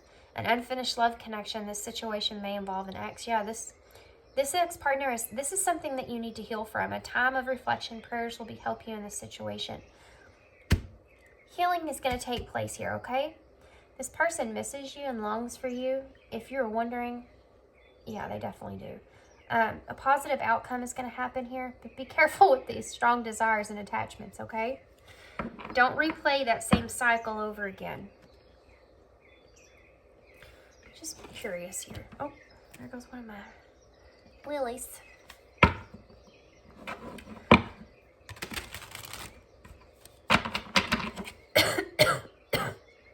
Sorry guys, I'm so sick. Why is obsessions here? What tell me why you keep showing me this. Why you keep showing me this, Spirit? Peace. Peace and contentment are coming towards you. Yeah. I definitely feel like guys, I'm sorry, but the bottom of this deck, Spirit's got a sense of humor. I mean, come on, really. This says peace and contentment are coming to me. You're going to have peace when it comes to these obsessions, this desire that you feel. And it says release. Now, hold on a minute. Let me read it. Release grudges, wounds, and pent-up feelings through healthy activity. So, it's just saying, if you're wondering how that's going to work. There you go. So, let's get some messages from Spirit. Well, hell, okay, we'll take that one. Vulnerability. Wow. Oh my gosh, I love it. This is confirmation that you're seeking to thread into the unknown, unfamiliar territory, where directions are based more on intuition than rationality. Don't let fear hold you back or allow a misjudged sense that feeling vulnerable is somehow a negative condition. Wow, guys. I mean, come on. That's awesome. I'm going to take it. That's awesome. I'm just going to take the bottom of the deck here because it says love and they're pointing it out to me for a reason. So, love is the foundation of existence, and you're just as worthy of receiving as you are of giving love and compassion. Let me say that again because they're wanting me to emphasize with that world and that disbalance there. You're just as worthy of receiving as you are of giving love and compassion. This means, yes, you're worthy of receiving it, but you have to see that you're also worthy of giving it. You're also where your love is worthy. Your compassion is worthy. Someone else is worthy of that. You know, that's something for yourself. Being able to give your love to someone is rewarding and part of this experience. And this is saying that you're worthy just as much to give as to receive, okay? While love can be a beautiful emotion, it is equally a form of energy that propels you through life. Yeah, I do feel like the love that you have or you carry with this person is propelling you through here. We saw that in the beginning. Okay, so let's see. What else? I know this is extremely long reading, and I'm very sorry for that. It is what it is. Okay. Love makes the difference. Wow. Number 31. And we started off the bottom of the deck energy here. You have the crow. Number 13. So, and again, a mirrored number here. 31 and 13. And this is about transformation. Love makes the difference in that transformation. Love helps heal past hurts and provides a sense of security and self-worth. I mean, that's awesome. I love it. That's awesome. So yeah, I do feel like you definitely want this transformation to take place. I feel like a positive outcome is going to take place with this, depending on which route you want to take here when it comes to this passion is definitely there. Vulnerability has to happen in order for that to take place though, but also you're worthy of receiving love as well. You know, I didn't emphasize on that as much because I felt like you hold yourself back, or you've pulled yourself back from the idea of this person loving you in some kind of way. But love makes the difference in so many things. And I feel like also with this passion that's underneath here, with things have to change or there has to be something different here moving forward, love makes the difference. Love is the difference here. It heals past those hurts, past those wounds. Even if you don't have a reconnection with this person in that way, knowing this person loves you and you have love for this person is what's going to help heal things for a positive outcome. Do you see? Saying I love you, or saying, yeah, this is here, this is how I feel, but maybe we're better off not being together. Even if that's the case, still heals a lot of things moving forward. It gives you closure. Okay, so I'm gonna leave it there. Super long reading. I hope you enjoyed this. I hope it resonated. I hope it gave you some kind of guidance. You got something out of it. Thank you so much for your kindness and your support and all that good stuff. Don't be afraid to be vulnerable. There's a lot of strength in being vulnerable. So it takes a lot of strength to be vulnerable than it does to not open yourself up to that, you know? Okay, so have courage. And thanks, and I hope to see you again soon. Bye.